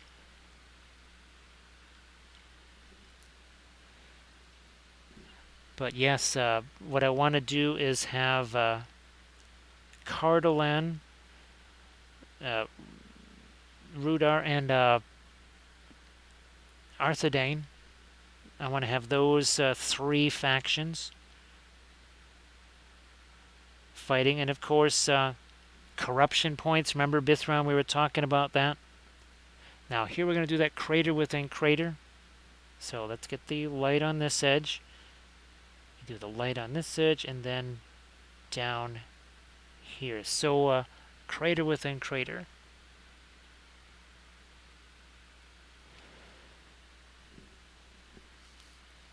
Let's see. So I think Rudar was the first one to fall, then Cardolan, and Arnor was the last. And actually, they almost tried to reunite Arnor, but then there was a wee bit of a issue with that key person dying, and that kind of took that out.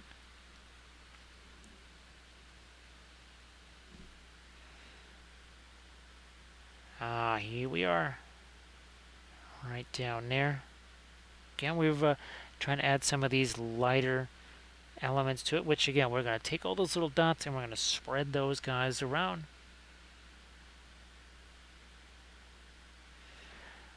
So Bithron, sort of like what you see in the War of the Ring board game, where you have those points those political points where you need to get to a certain thing where you can actually start mustering troops, go to war, that sort of stuff.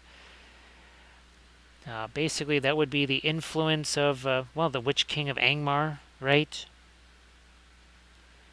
And there might be a certain loss of might or courage might drop. Well, and Arnor, I know in the rules that I think they have one less courage than the usual Gondorian troops.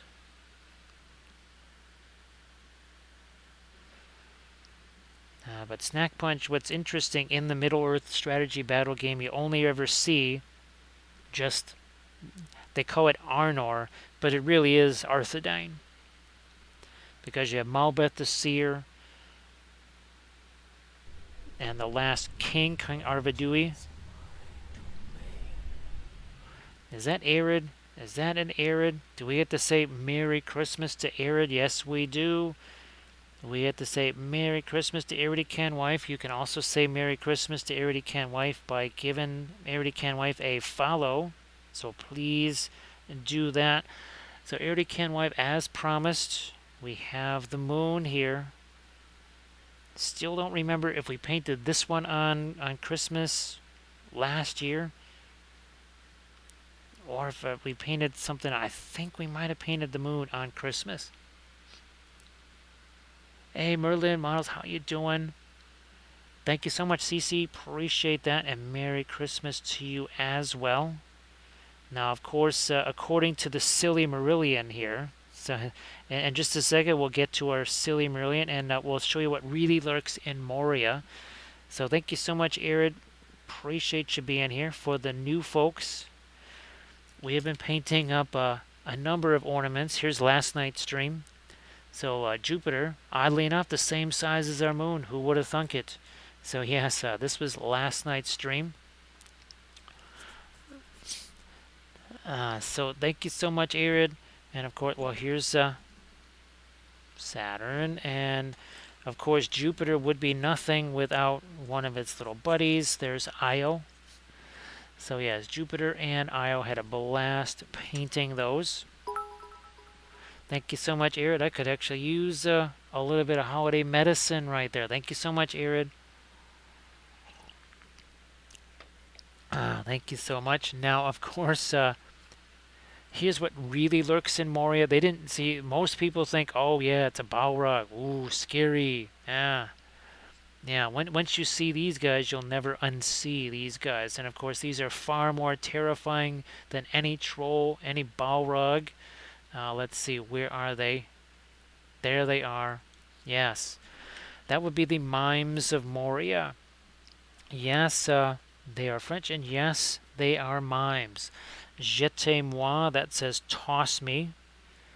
And of course, over there on the left, that says we love the mimes. Yes, they wear top hats, they wear chef's hats, even powdered wigs, but they also wear berets. I mean, of course, right? Now, Charles de Gaulle, he was the coach of the team, only a 2-star general, but hey, look at that dapper mustache. Do you really need to be a star when you have that dapper mustache? Now, Francois and Pierre over here, take your pick as to which one is which. They were convinced they were the stars of the team. They were really convinced they were the stars of the team. They weren't really into that rough stuff like blocking and tackling, and that wasn't their deal. But they were both master sommelier, as you can see by the large glass in the hand there. Now, these guys were done in 2006, which meant that, well, no 3D printing options. Very, very, very, very few plastic options. So mostly it meant taking metal miniatures, hacking them apart, and then doing a significant amount of resculpting. So there's your Mimes of Moria. That was 2 seasons worth. Actually, they made the playoffs in both seasons they played in. Averaged almost 3 touchdowns a game, because that's kind of how you win. So Grand Oracle, you just you never know what's going to happen in Moria, do you? Again, we offered the Silly Marillion. We say, oh, well, we'll just take 1/10 of what the other guys are getting. Now they really regret it, don't they? Just think of that. Just think of showing the mimes of Moria. That would have been a hit show right there. Just a bunch of mimes running around. So Grand Oracle, that was that was long before the oils. The oils really, I started messing with them on miniatures about 6 years ago. The mimes of Moria, that was 16 years ago, almost 17 years ago. Yeah, close to 17 years ago now. Thank you so much, Arid. Appreciate that.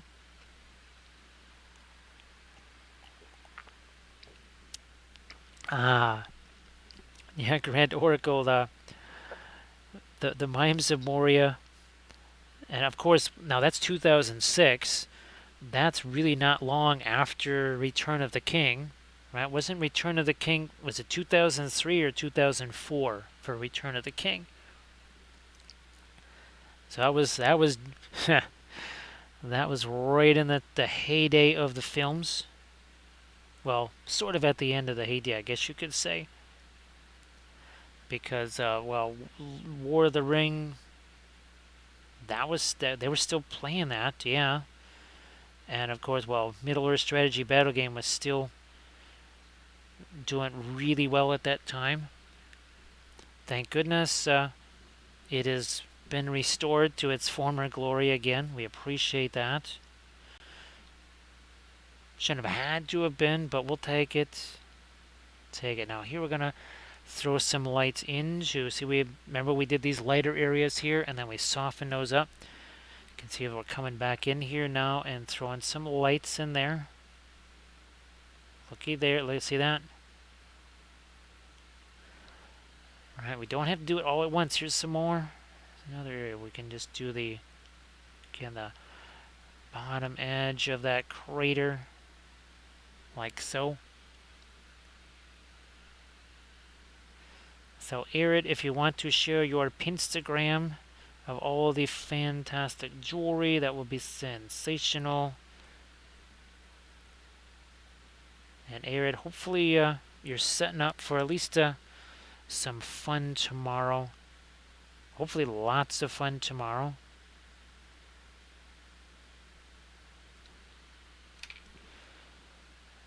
Yeah, let's do some more of our lights here. Again, on the tops of the craters, and then on along the bottom edges, like so. So now Arid, is that going to be for about 7, 8 people-ish, or is it? Are there more guests showing up there?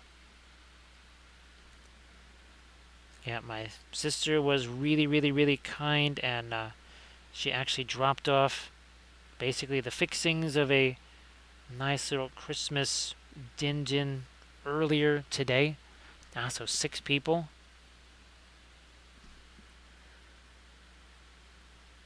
I hope it's not going to be one of those things where, in about 3 hours you're going to have to start the process. Because, well, it's 2:26 here. Obviously a little bit different for you out there. So you could potentially get maybe an hour or 2 more of sleep.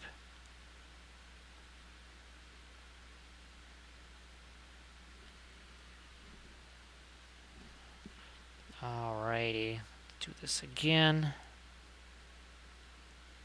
Down here, getting those lights there.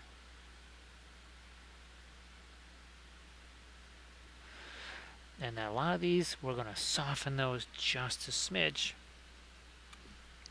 So Arid, what's the element of that that's going to really be the most labor intensive? I guess that's the question. And then of course, well, the next question is, do you have any minions you can employ? So thank you so much, Armored Wolf, for posting a link to the Patreon page. We did do a tutorial video on actually one of the holiday ornaments. I've actually done 2. So there's 2 tutorial videos. One is on Mars and one is Io. And the one on Io was a color theory episode because we wanted to talk about color contrast versus value contrast. With the desserts already made. Oh, that sounds good. Potatoes. Yeah, those all sound fantastic. Okay, so you do have minions. That's good. That is good. No matter what form they take, minions are always a good thing to have. Those less important members of the team there, they need to employ them to do the grunt work. Awesome. Homemade rolls sounds really good.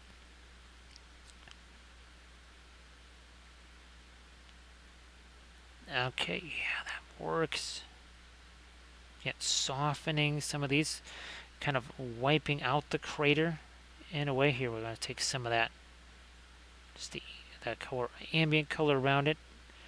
Same thing with some of these lighter dots, just taking the edge off of some of those, that's all.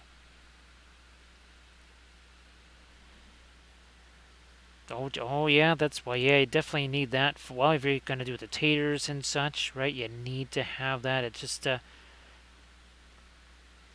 it's just not taters, right? Without having the gravy volcano inside. You just have to. It's like almost a rule. You got to do the gravy volcano, and then you just kind of eat it around the sides of it, and see just how much of it you can eat it around the sides before it reaches a critical point and the wall either collapses or gets a leak in it.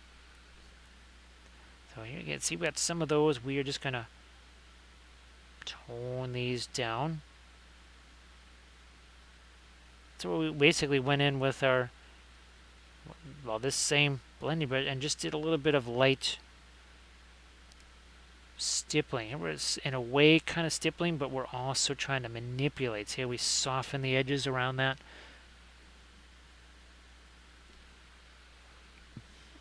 Same over here. Oh yeah, this thing up here way too, there we go. And just all needed to be toned down a smidge. Same thing, we're just going to drop that in there. Take our blending brush and manipulate that.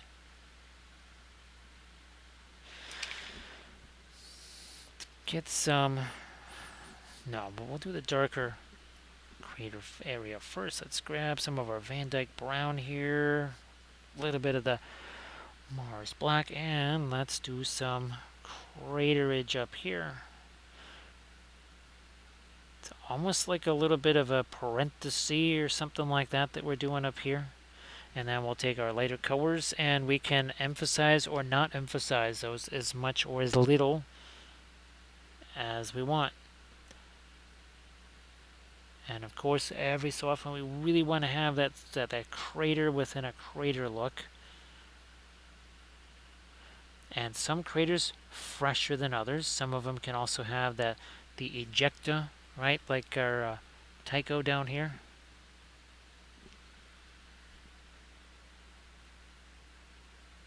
More, there we go. Some of the edges of these craters, we'll just work those in very, very, very gently. Now, of course, if we were painting Mercury, it would just literally be tons of these.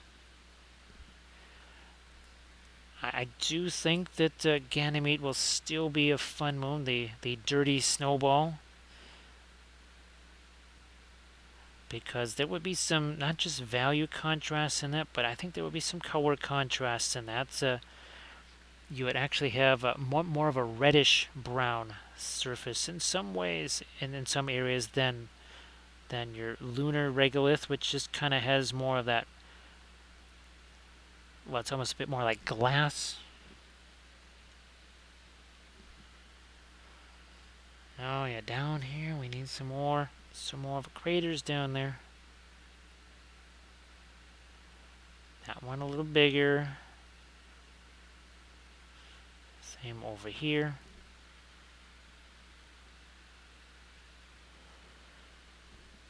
Hannah, I think there's been some small ones, not anything major, but I do believe there have been some.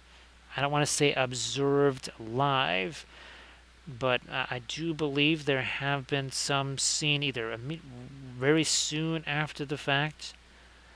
Yeah, nothing colossal, but there have been some impacts that have happened, just again on a much smaller scale. Well, Hannah, just like we were talking about earlier, what was it, 45 more seconds? There would have been a little bit more of an impact. There might have been a new crater. Although I'm not quite sure. That thing was pretty much made out of paper. I'm not quite sure what a crater that would have left. It wasn't exactly going all that fast. Not quite like, was it Mars Observer or Mars Explorer? Uh, was that the one where, let's just say there was a bit of a mix-up between metric and imperial? And instead of kind of going into orbit, it just went boom.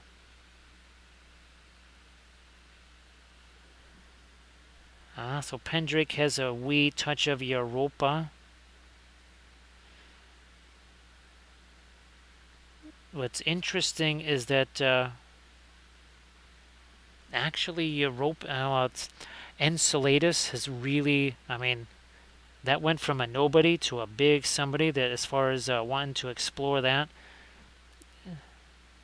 And of course, there's actually an interest now. I think it's in Ganymede. I don't think it's Callisto.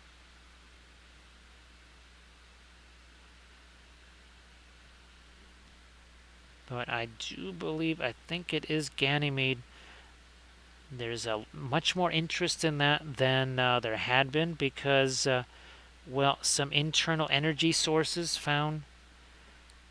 Mostly those tidal forces, right? The same things that mess with Io and create all of this mayhem here. There's a little bit of that. A little bit of that. Oh, there's also, speaking of mayhem, there's Lethal Shadows Gaming. Yeah, Hannah, that kind of just splashed down into the rocks, wasn't it? So Lethal Shadows Gaming, Merry Christmas. Everybody, please give Lethal Shadows Gaming a follow. And of course, if you want to get some late Christmas gifts for that special somebody that just really wants to have something printed out, well, Lethal Shadows has well over 20,000 STL files. So you can probably find just that right file. Now here we're going to come back and we're going to restore again this crater here that's going to interrupt our Mare, our sea. So Lethal Shadows Gaming, how are you doing? I was going to shoot you a message, well, I guess you would say later today, but glad to see you here so I can actually say Merry Christmas to you. And again, everybody also give Lethal Shadows Gaming a follow because Lethal Shadows also does the streaming thing. Now, we talk about the printing and all that sort of stuff quite a bit, but Lethal Shadows also, conveniently enough, has miniature holders and some brushes. So yes, Lethal Shadows has some nifty brand new brushes for you to check out. Yeah, Lethal Shadows. That's why I figured I would kind of leave you in peace. See that, leave you in peace on Christmas, right? Goodwill and peace to all 3D printers. Now, Rad Trails, glad to see you're still around. Now we're going to just, like we did before, so we're going to take this, we're going to just remove a little bit of the edge there. Now we've got a whole bunch of these guys up here. We're going to do the same to them. We're just going to take the edge off just a little bit here.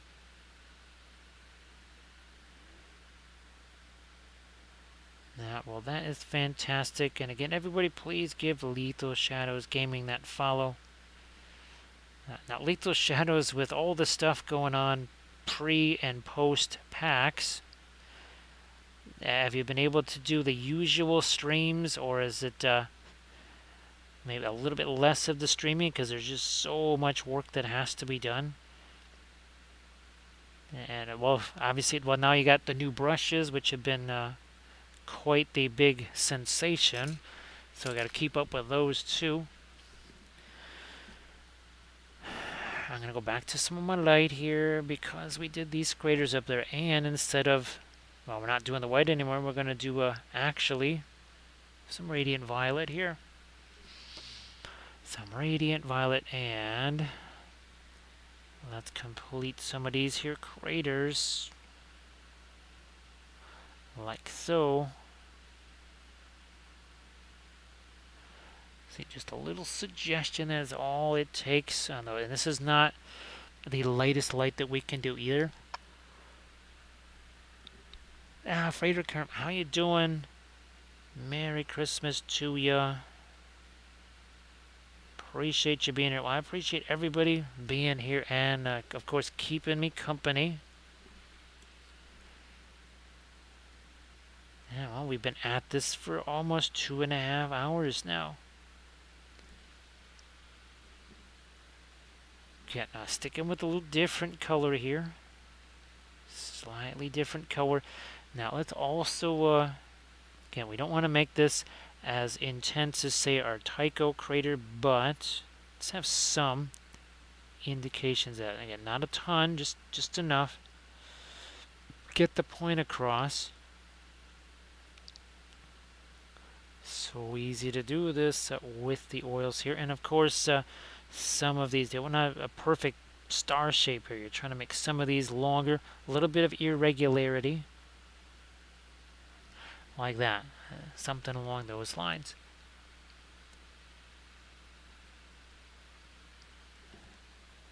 Now, yeah, there's always, there's been so many of those crazy out of nowhere expenses that adding on more that you know about, you say, you know what, there's always going to be, I guess, what is good, how do you budget? You say, okay, here's for all the weird near disaster type stuff that's going to happen. Let's just budget in this much for that because we know it's going to happen anyways.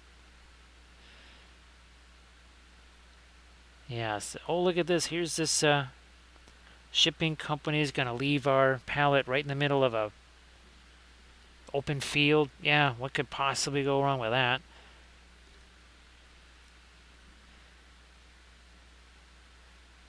And of course, like you say,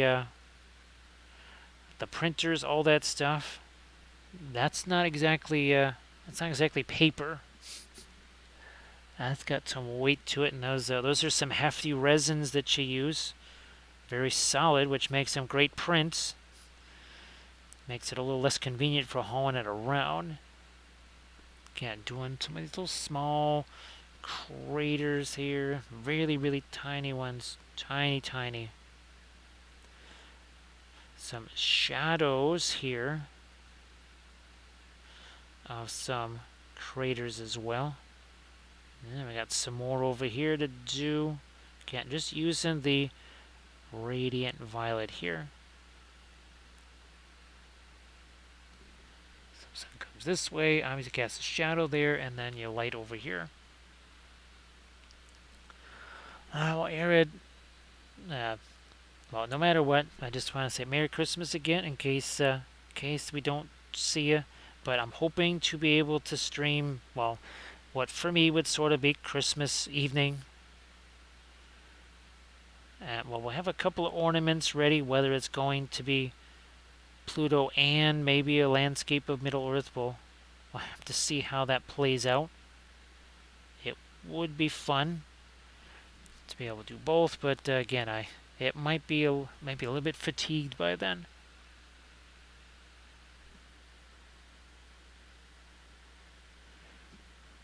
Might just be a bit, because there really was no sleep at all. Was that Friday night? Yeah, Friday night at the stream. There was just only a few hours of sleep after that, so more light down here. a crater edge, of course, because reasons. Now I will go back to some of my lightest light here. Just because I know, again, outside of the seas, we need a little bit more of our light here. Oh, definitely down here. Okay, I'm looking for... here's one. I'll just use this. And we'll just spread some of that around. So again, when we have those really clearly defined dots, we don't want those. We want to take those, cut those down a notch, fade some of this. Not every single edge. We want to leave some of those edges intact. But see, like here, that was two really pristine craters right next to each other. We just sort of toned one down a little bit. So Pendrake does have a Syocathy. Ironically enough, I have not had a chance to prep and base one of the Syocathys. I was thinking about going with the birch tree stuff again on the Syocathy, just because, again, the significance of the birch tree thing. So we might still do another a birch tree thing, but with the Syocathy. Pendrake opened a little self-gifting. There's... Well, sometimes self-gifting works out well because at least there you know if it's something that you need. Yeah, sometimes you almost feel a little bit better asking, if somebody's asking you, what do you want? Sometimes you feel a little bit better about saying what you need instead of, well, what you would really want, like a guilty pleasure or something like that. So sometimes, and that's all good too. There are things sometimes that you just need, and then there's other things that you say, oh boy, I would really like something like this. Now, well, Pendrake, I'm glad that you were able to, well, send some well-deserved gifts to yourself. There's just a little, little bit of kid and all that says, you know what, it would be really nice to be able to open something on Christmas, that's for sure. Now, well, Bithra, I'm glad that you're able to do that. Hopefully, the stuff that you're doing on the fins here, both basing-wise, painting-wise, hopefully that's starting to reinvigorate the whole painting/hobby mojo. Alright, we've been doing the Radiant Violet, some of the Fast Matte White. Here we're going to take the Brilliant Yellow Pale. And it's weird because this almost looks lighter in some ways than the Fast Matte White just because of the yellow. Because there's that smidge of a color contrast. Yeah, that kind of always works out that right, Bithra. Then you have to sort of reconstruct the mojo again. But glad at least you'll be able to enjoy that here. And who knows, maybe you get kind of excited enough about it that the next time when you get the opportunity, you're already there. You don't have to spend time kind of getting back into it again. Now again, more of our light down here. I'm also going to do another thing here with our, almost looks like cat whiskers right there. Until we grab one of our blending brushes here. I think I'm just gonna clean this one off here. See if we can use this here. Let me get my paper towel so that we can, well, do we have any paper towels left? Not too many. Oh, is that one? Yeah, there's one. We're gifting us a couple hours of video game time. No problem. Lethal Shadows. No problem. Actually, what was? Oh yeah, the old style Coleco games. Well, sad to say, from the 1980s, were just a little handheld thing. I mean, the graphics were just completely primitive. They were just red dots. Seriously, that's the entirety of the graphics. Some red dots, and superimposed over the on the screen was actually a some printed lines where there was a baseball diamond, a football field, or a basketball court. Actually, one of those is headed this way.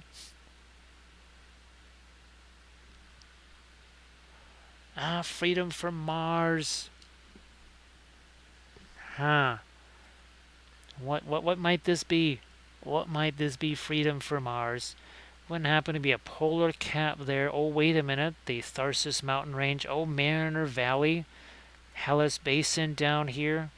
So very appropriate that Freedom from Mars comes in. Oh, the Martian flag from what the heck was the Expanse? The Expanse. Somewhere in this house is a T-shirt with the Martian flag. That was really cool. I think Ashley actually got me that for Christmas. But somewhere in this house, actually, I'm sure it's just with all the other clothes. But yeah, the Martian flag from the Expanse. I really did like that. So Freedom from Mars. We've been painting a lot of our planetary ornaments. We did this one last night. Stream before that was Io. So Jupiter and Io together. We also did Saturn. We just added some plastic card to that so we can make some rings. And this will be our New Year's Eve stream. Right there, we'll be doing Earth. So that as we ring in the new year on some location in the globe, we can just go check it out, right? We can literally go there, right? So, if we want to say hello to anybody that lives around Tycho Crater, well, we can do that. And hopefully we'll be able to do that New Year's Eve. So Freedom from Mars, I hope that you've been really well, and I hope that your Christmas is off to a fantastic start. Obviously, folks in New Zealand and Australia, Christmas is closer to being over. It's closer to Boxing Day than it is to Christmas over there for those folks, because it's 2:50 in the morning here. So yeah, it's mighty late in the day over there. So we want to, geez, we're almost gonna. By tomorrow, I got to remember to say Happy Boxing Day to a bunch of folks. Don't want to forget that. Again, more of our lights here. Oh, we got some more craters. More craters up here. Thinning this down, not to a pinline wash, but look at that. See how much easier that sticks there? All it took was just a touch more thinner. That's really all it did. So those, a little more impact, shall we say. And then here we will throw in some more light to these craters. Oh, we never did get some of the more intensive light on the bottom. Remember these craters. We'll do that now. Again, not every single one, but there we are. See how some of those stand out no more, a little more than others.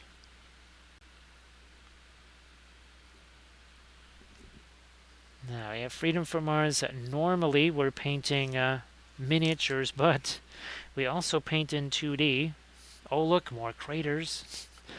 Of course, well, we also painted Medjugorje in regular 2D art form. However, we also we have Medjugorje in ornament form. So yeah, we painted this one. Was this Monday? Oh yeah, it was Monday in Medjugorje. Mare Monday in Medjugorje. Yes, that was this Monday. We painted that. But of course, you know, We do paint miniatures here, I promise. We actually did a lot of sculpting on this, so we needed a gambling conversion. Took a regular rider of Rohan, gave him a new head, some hair, cloak, and of course a banner with just a little touch of freehand on there, just for funsies, of course. Now back to our lighter yellow here, and see all these areas that we kind of smoothed out and faded. Some of those, now we can drop a little something in the center of these. Look at this. See that? Right in the center of those. Bam. Boom.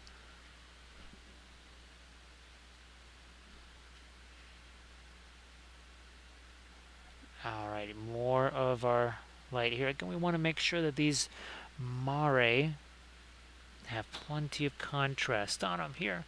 So we're going to bring in even more of our light down here, I think. Yeah, because we want the areas that aren't seas, we want those to have a little more light to them, but not necessarily just painting the light colors there. We're going to try and put some craters and other details.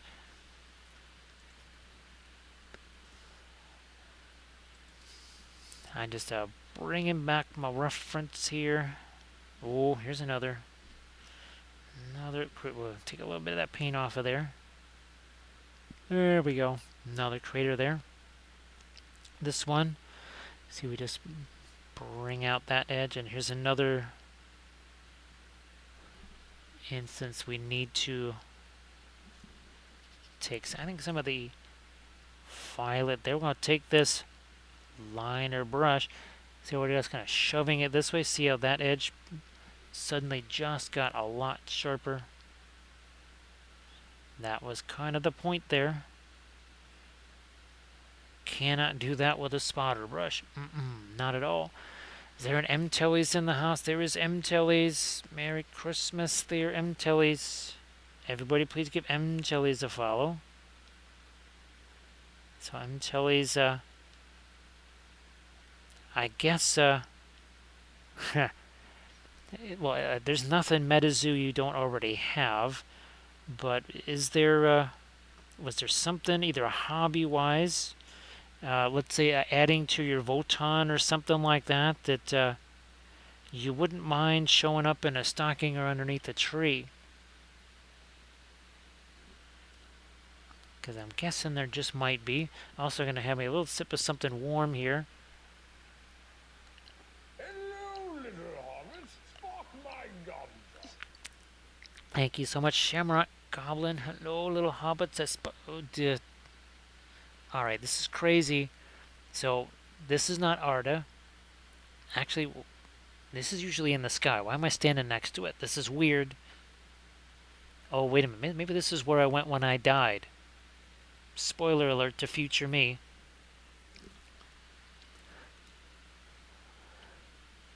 So, let's see. Feliz Navidad, but it says a Père Noël. But also a Happy Christmas, that sort of thing too. And gee whiz, I already forgot the German greeting there. How the heck did I forget that? Oh well, so sorry. Oh, the tree is the new MetaZoo Christmas ornament. See M-Tellies. Yes, that's why we have to have a Middle Earth tree. Yes, we do. With all those fabulous ornaments, we also have to have our solar system tree. Now, of course, a few folks have suggested some exoplanets. One in particular could have some really interesting appearance to it.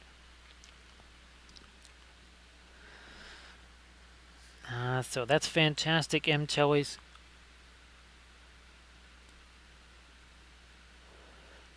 Let's see. So Frohe. Let's see. Weihnachten. Yeah, actually, Freedom for Mars. Doji was in here, and he was saying that yeah, the Christmas morning is when the kids play with the stuff that they opened on the 24th. So let's see. Well, I think Vinocton. I think that's maybe the way to say that, but I'm probably mispronouncing the first one. Froche. Uh, Weihnachten, maybe. Don't judge me too harshly. Of course, I am German and Austrian, so that's really sad that I wouldn't just know that instinctively. So I apologize there.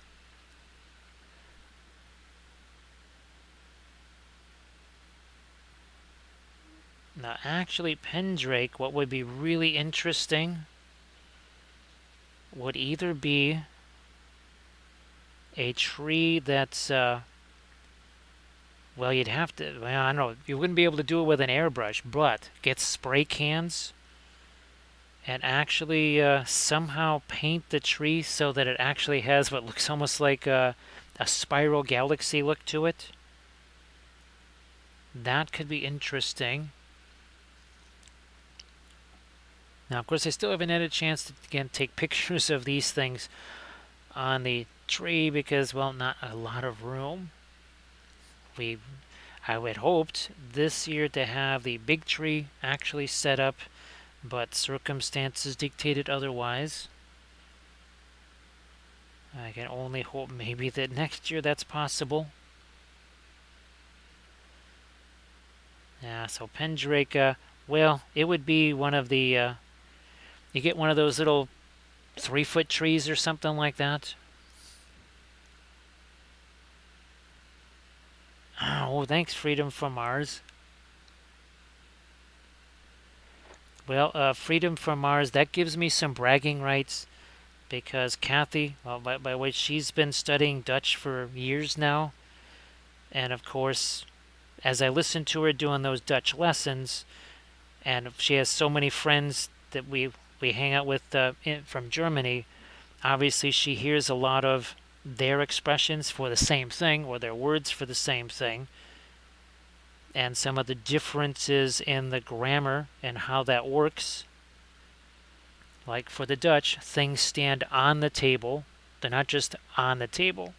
So it's standing on the table or it's sitting on the table. But I'll have to tell her that I was able to actually get a German pronunciation just from sight. So thank you very much. I appreciate that. Of course, it's just the one word. She's been working hard on that Dutch for quite some time, and she's kind of been doing a bit of a twofer because again we know so many folks from Germany that as again she's studying those Dutch lessons, she'll ask him, okay, so in German, how different is it? And there always are differences. Of course, we won't let Mr. Snowiak or Pascal hear our phrase that German is the original Dutch. That's what I always throw in as she's doing her Dutch lessons. Now we're going to throw some more of these darker points in here. So our far side of the moon here, and now of course the side that we see with all of the seas of the moon, or Mare. More of our little more stuff going on inside that.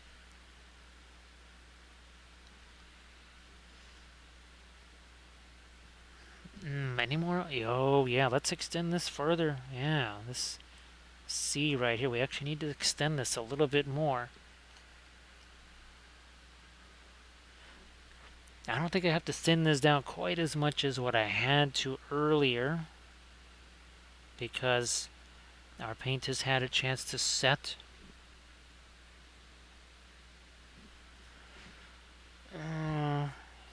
I don't think we need to see. I don't want too many hard edges here because we want this, obviously, a little bit of a center of interest there.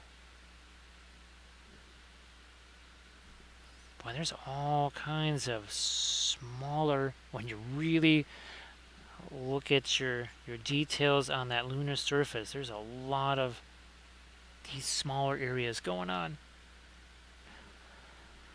Now here, too much of a bullseye there. I'm gonna see if I got something I could employ maybe as a micro blending brush. How about this thing? That might be, that's what we needed there. So we're gonna actually use this here as a bit of a micro blending brush.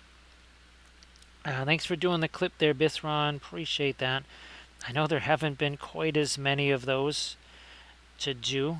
So yeah, remember that one stream, Bithron, where I swear you must have done a dozen clips. I mean, we had to make clips of the clips because there was just so many of those darn things. That was a pretty crazy stream. There was at least 10 of them.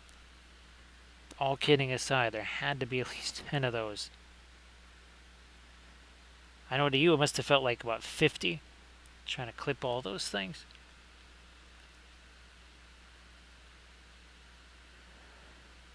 Oh, we have Freedom for Mars. There's certain bugaboos that she absolutely hates, and of course, she's using and that's not Duolingo. It's, oh gosh, I can't believe I've already forgotten it. But the one that she uses, there's a couple of words. No matter how she pronounces them, they just say wrong.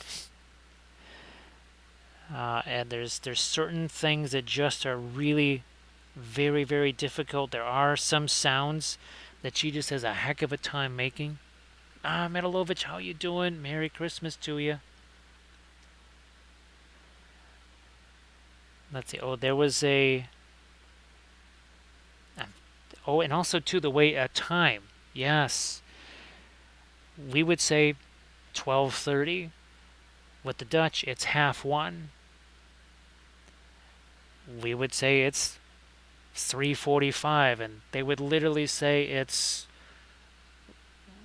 1/4 of four. And we're like, what? That was just really interesting. I think actually in England they have a tendency to say half past, quarter past. We would just say it's 12:15. Hey Pendrake, look at that. Great minds think alike. Uh, I'm I'm pretty sure I was yapping that as you were typing it. So look at that. See, once again, Pendrake, great minds think alike. We've done that at least twice this stream. So Metalovich, glad that you're having yourself a good Christmas morning there again for our folks, friends in Australia and New Zealand. It's Christmas evening now. I would think they're eating their Christmas dinner at this point.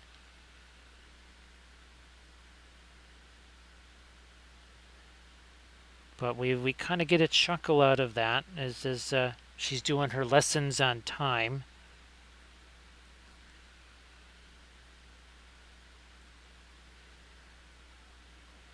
I guess I say 12:30, but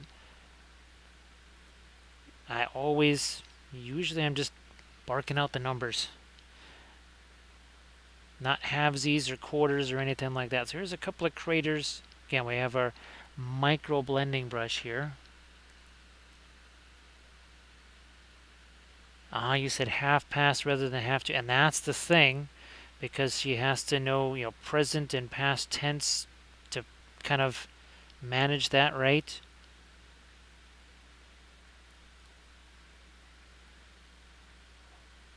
I mean, we will say things like, "Oh, it's 1:45." We'll say that. It's not like it's unheard of. I mean, who knows? Maybe it's a regional thing here in the U.S. Could be.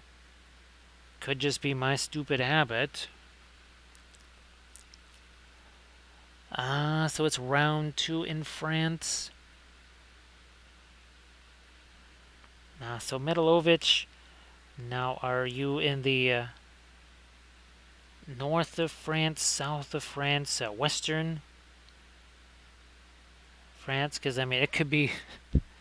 There's a lot of different terrain, right? You could be practically living in the Pyrenees. You could be roasting. You could be freezing.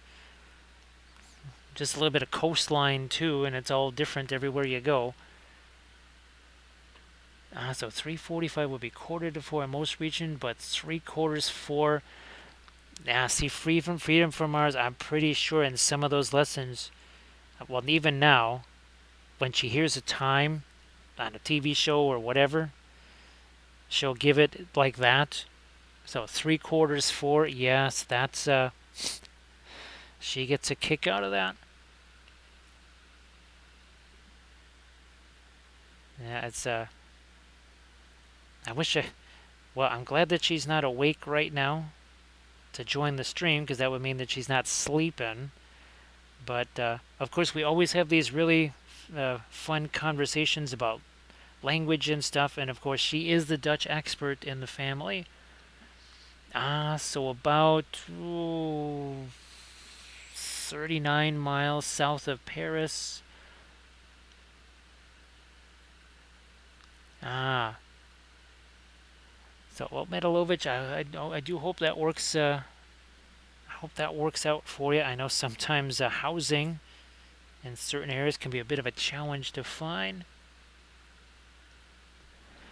Yeah, see, Pets Dinner, that's the other interesting thing, is that all the clocks, obviously, well, we would just say military time, because, like, it's 0300 hours here, but me, I'm just looking at it's 3:09 in the morning.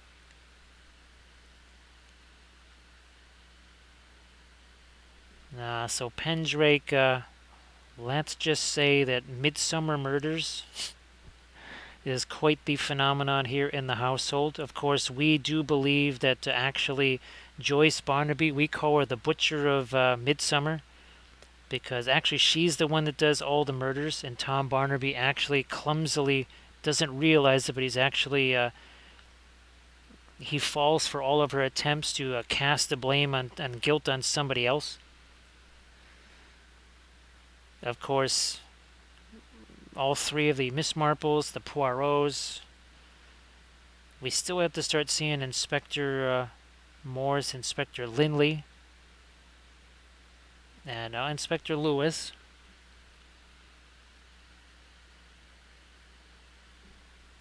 Metalovich, it's kind of funny. We were talking about the first moon landing and just how much fuel they had left, and the fact that they also had to avoid a boulder at the same time. So we were saying, well, one of these tiny little craters could have been them if they took about 46 seconds more to actually do their landing. So yeah, it could have been a little bit. Well, again, I'm not sure how much of a crater that thing would have left because it wasn't moving terribly fast and it was just pretty much made out of sticks and some aluminum.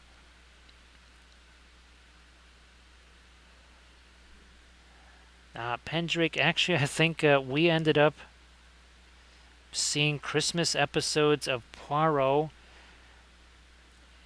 and Rosemary and Thyme, and as time goes by, just it we weren't looking for them; they just happened to all play as we were rotating around between those shows. Now here we're just taking down that crater just a little bit there. Now Pendrake, was that one of the? We always call them the movie versions of Poirot, the hour and a half versions, or were they the hour-long versions with Hastings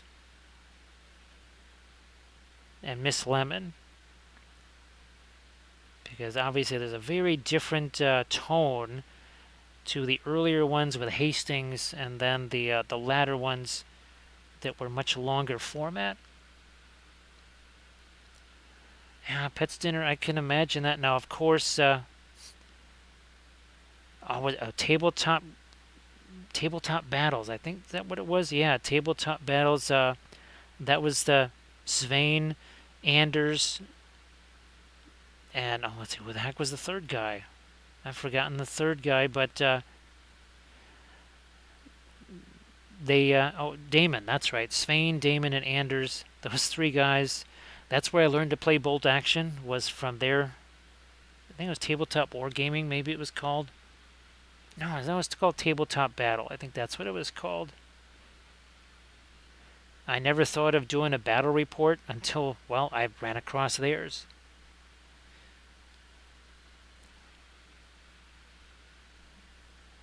And I was really appreciative of their more teaching format on their battle reports. Now here we got another one of these weird little halo things. We're going to get rid of that up here. This is the magic of the oil. See that? See, now we've faded that crater. We're going to do the same here to this one right by that Mare. So those two craters, it's kind of like subsequent lava flows filled those in. Okay, so Pendrake, David Suchet was always he was always Praro. The now of course Inspector Japp, I believe he was only ever played by the one guy, and that was more in the same vein as the ones with Hastings.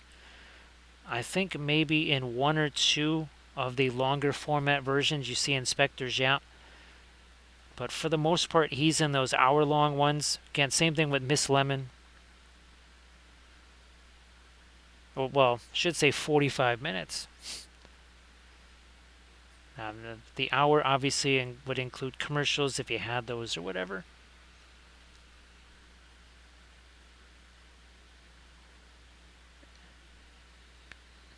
And let's see, what was well,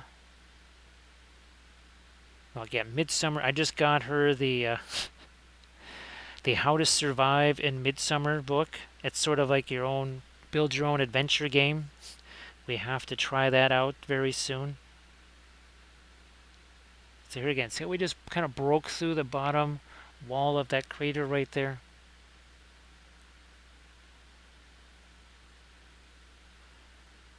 And I do believe that Midsummer Murders is on its 21st season, 22nd season, something like that.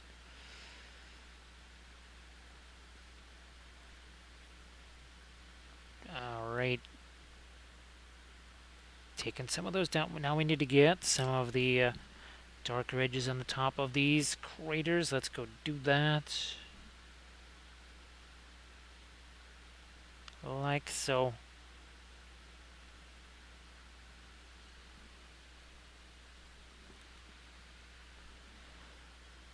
Bit more. There we are.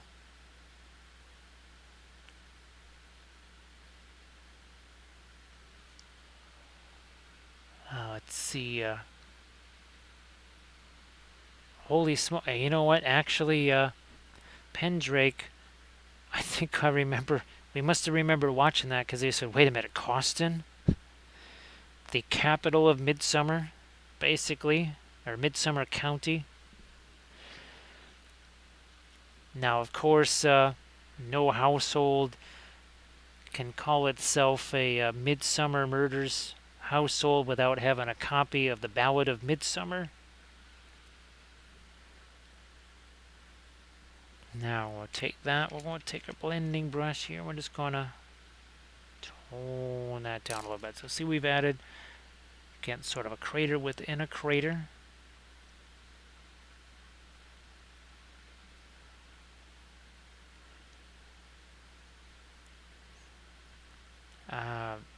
Yeah, let's do this. What's our favorite little game is no matter what British show we're watching, we have to identify the actor or actress not only by which Midsummer Murder episode they were in, but were they the guilty party? Were they the victim? Were they an accomplice? So it's not enough to just say, "Oh, I remember them." You have to say, "Oh yeah, they were the murderer in Badger's Drift, or they were the victim in Midsummer Parma," or something like that. Well, Rad Trip, you have a good one. Merry Christmas to ya. Happy holidays, all the good stuff. We want all the good stuffs for everybody. That's for sure. As we bring it a little more, there we go. Like so. Let's see. So you stand in a big mansion. Actually, a Pendrake, I think I do remember that. Well, what's interesting is since they are doing some Agatha Christie stuff, Some of those stories end up being done not just in Poirot, but also in Miss Marple. Oh, speaking of which, um, some of our we also watch French mysteries. So let's see. There's Murder in. There's let's see, Commissar Magellan, and then there's also Inspector Marlowe. Yeah, those are three that we watch. But then there's also a couple of other crazy ones. There's an Agatha Christie one where it takes place in the early 1960s, and you have that one reporter. What is he from? Oh, from the News of the North or something like that.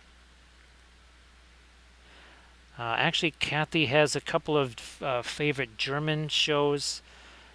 There is there's the crime scene cleaner one, and then there's Tator. I think Tator is one. Now, I think there's several different versions of Tator. And I think the opening credits are always this crazy 1970s, 1980s sound.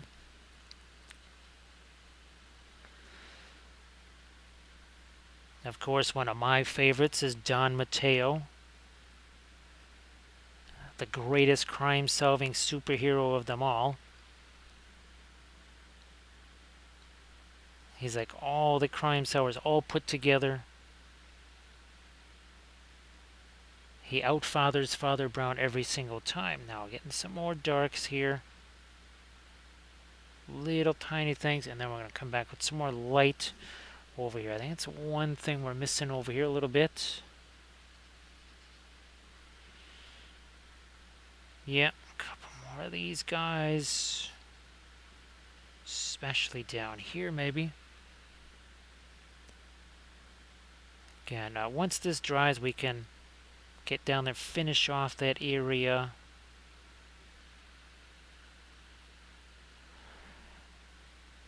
That's the weird thing, because I keep thinking she's watching the same show, Freedom from Mars, but it's no, it's Tator in Bavaria or Munich or Hanover or uh, I'm thinking, gosh, the port city. Sorry, having a brain spasm right there. Kiel, that's it. Yes, I mean it's just like Tator from somewhere in Germany.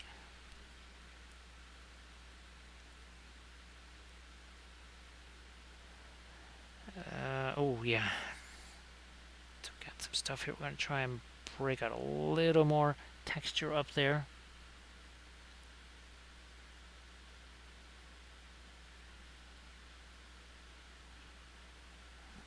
Ooh, bit more right over here.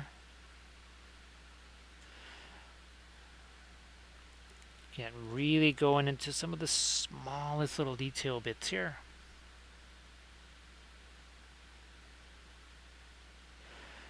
And you can still see there's some bluishness in there, and then you got that little hint of pink around here, and now we're gonna get back to our brilliant yellow pale to offer a little bit of a yellow-ish coloration in this.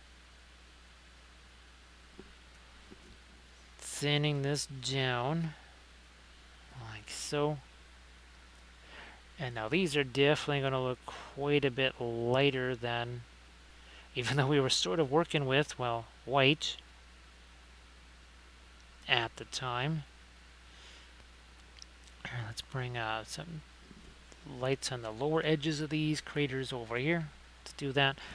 Now it's 3:21 here, so I think I might actually I have to wrap some presents here too, believe it or not, and do a few other things. Now I've been checking around. I haven't seen anybody else. Obviously, it is Christmas Day, so not going to be tons of folks streaming. But if anybody has a suggestion for a possible rating partner as we get up to it, that would be fabulous, because it doesn't look like anybody that I follow is currently streaming right now. Thank you so much, Bithron. Oh, no, wait, Pixel Pirate. Oh, Pixel Pirate is playing Valheim. Of course. Oh, of course. It's. I wonder if they just. I know Kathy started playing it again, but that's because she could actually do it physically. It seems like everybody else is playing it. I don't know if they did a new update or a new season or something like that. But my goodness, everybody's playing Valheim, which is fine. That's good because she really loves the heck out of that. But yes, if anybody knows if anybody's doing a painting stream, that would be sensational. Oh, there's Pascal. Speaking of us fellow streamers that we follow, that would be Pascal. Boy, Pascal, we've been talking about a lot of German here, and also a lot of conversation about the Dutch and how they do their time, how they say their time, because Kathy's been learning that with her Dutch lessons. We've had a little bit of a conversation about that and how it goes in the UK and in Norway. Now, well, Pascal, it's 3:23 in the morning here. I would love to keep going, but I do actually have to. There's a bunch of stuff I still have to do yet. Not to mention also try to do that thing called sleeping. Ah, Corvus Oculum. Thanks, Armored Wolf. Thanks. We'll get that copied and pasted into ye old raid thing. But Pascal, actually, hey, I know you've got Elrond pretty much mostly done, right, Pascal? So if you wanted to, and you got some other things that you're working on for your Golden Demon wise, if you want to pop those into the chat so that everybody can, well, not just give you a follow on the Twitches there, but maybe also on the Instagrams too.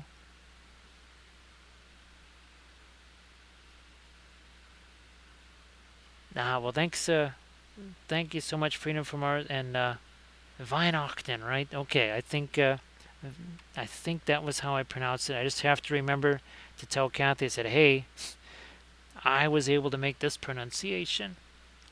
So thank you so much, Grand Oracle, and of course, thanks so much, Bithron, for doing the clip, Armored Wolf for doing all the moderations, and Merry Christmas to everybody.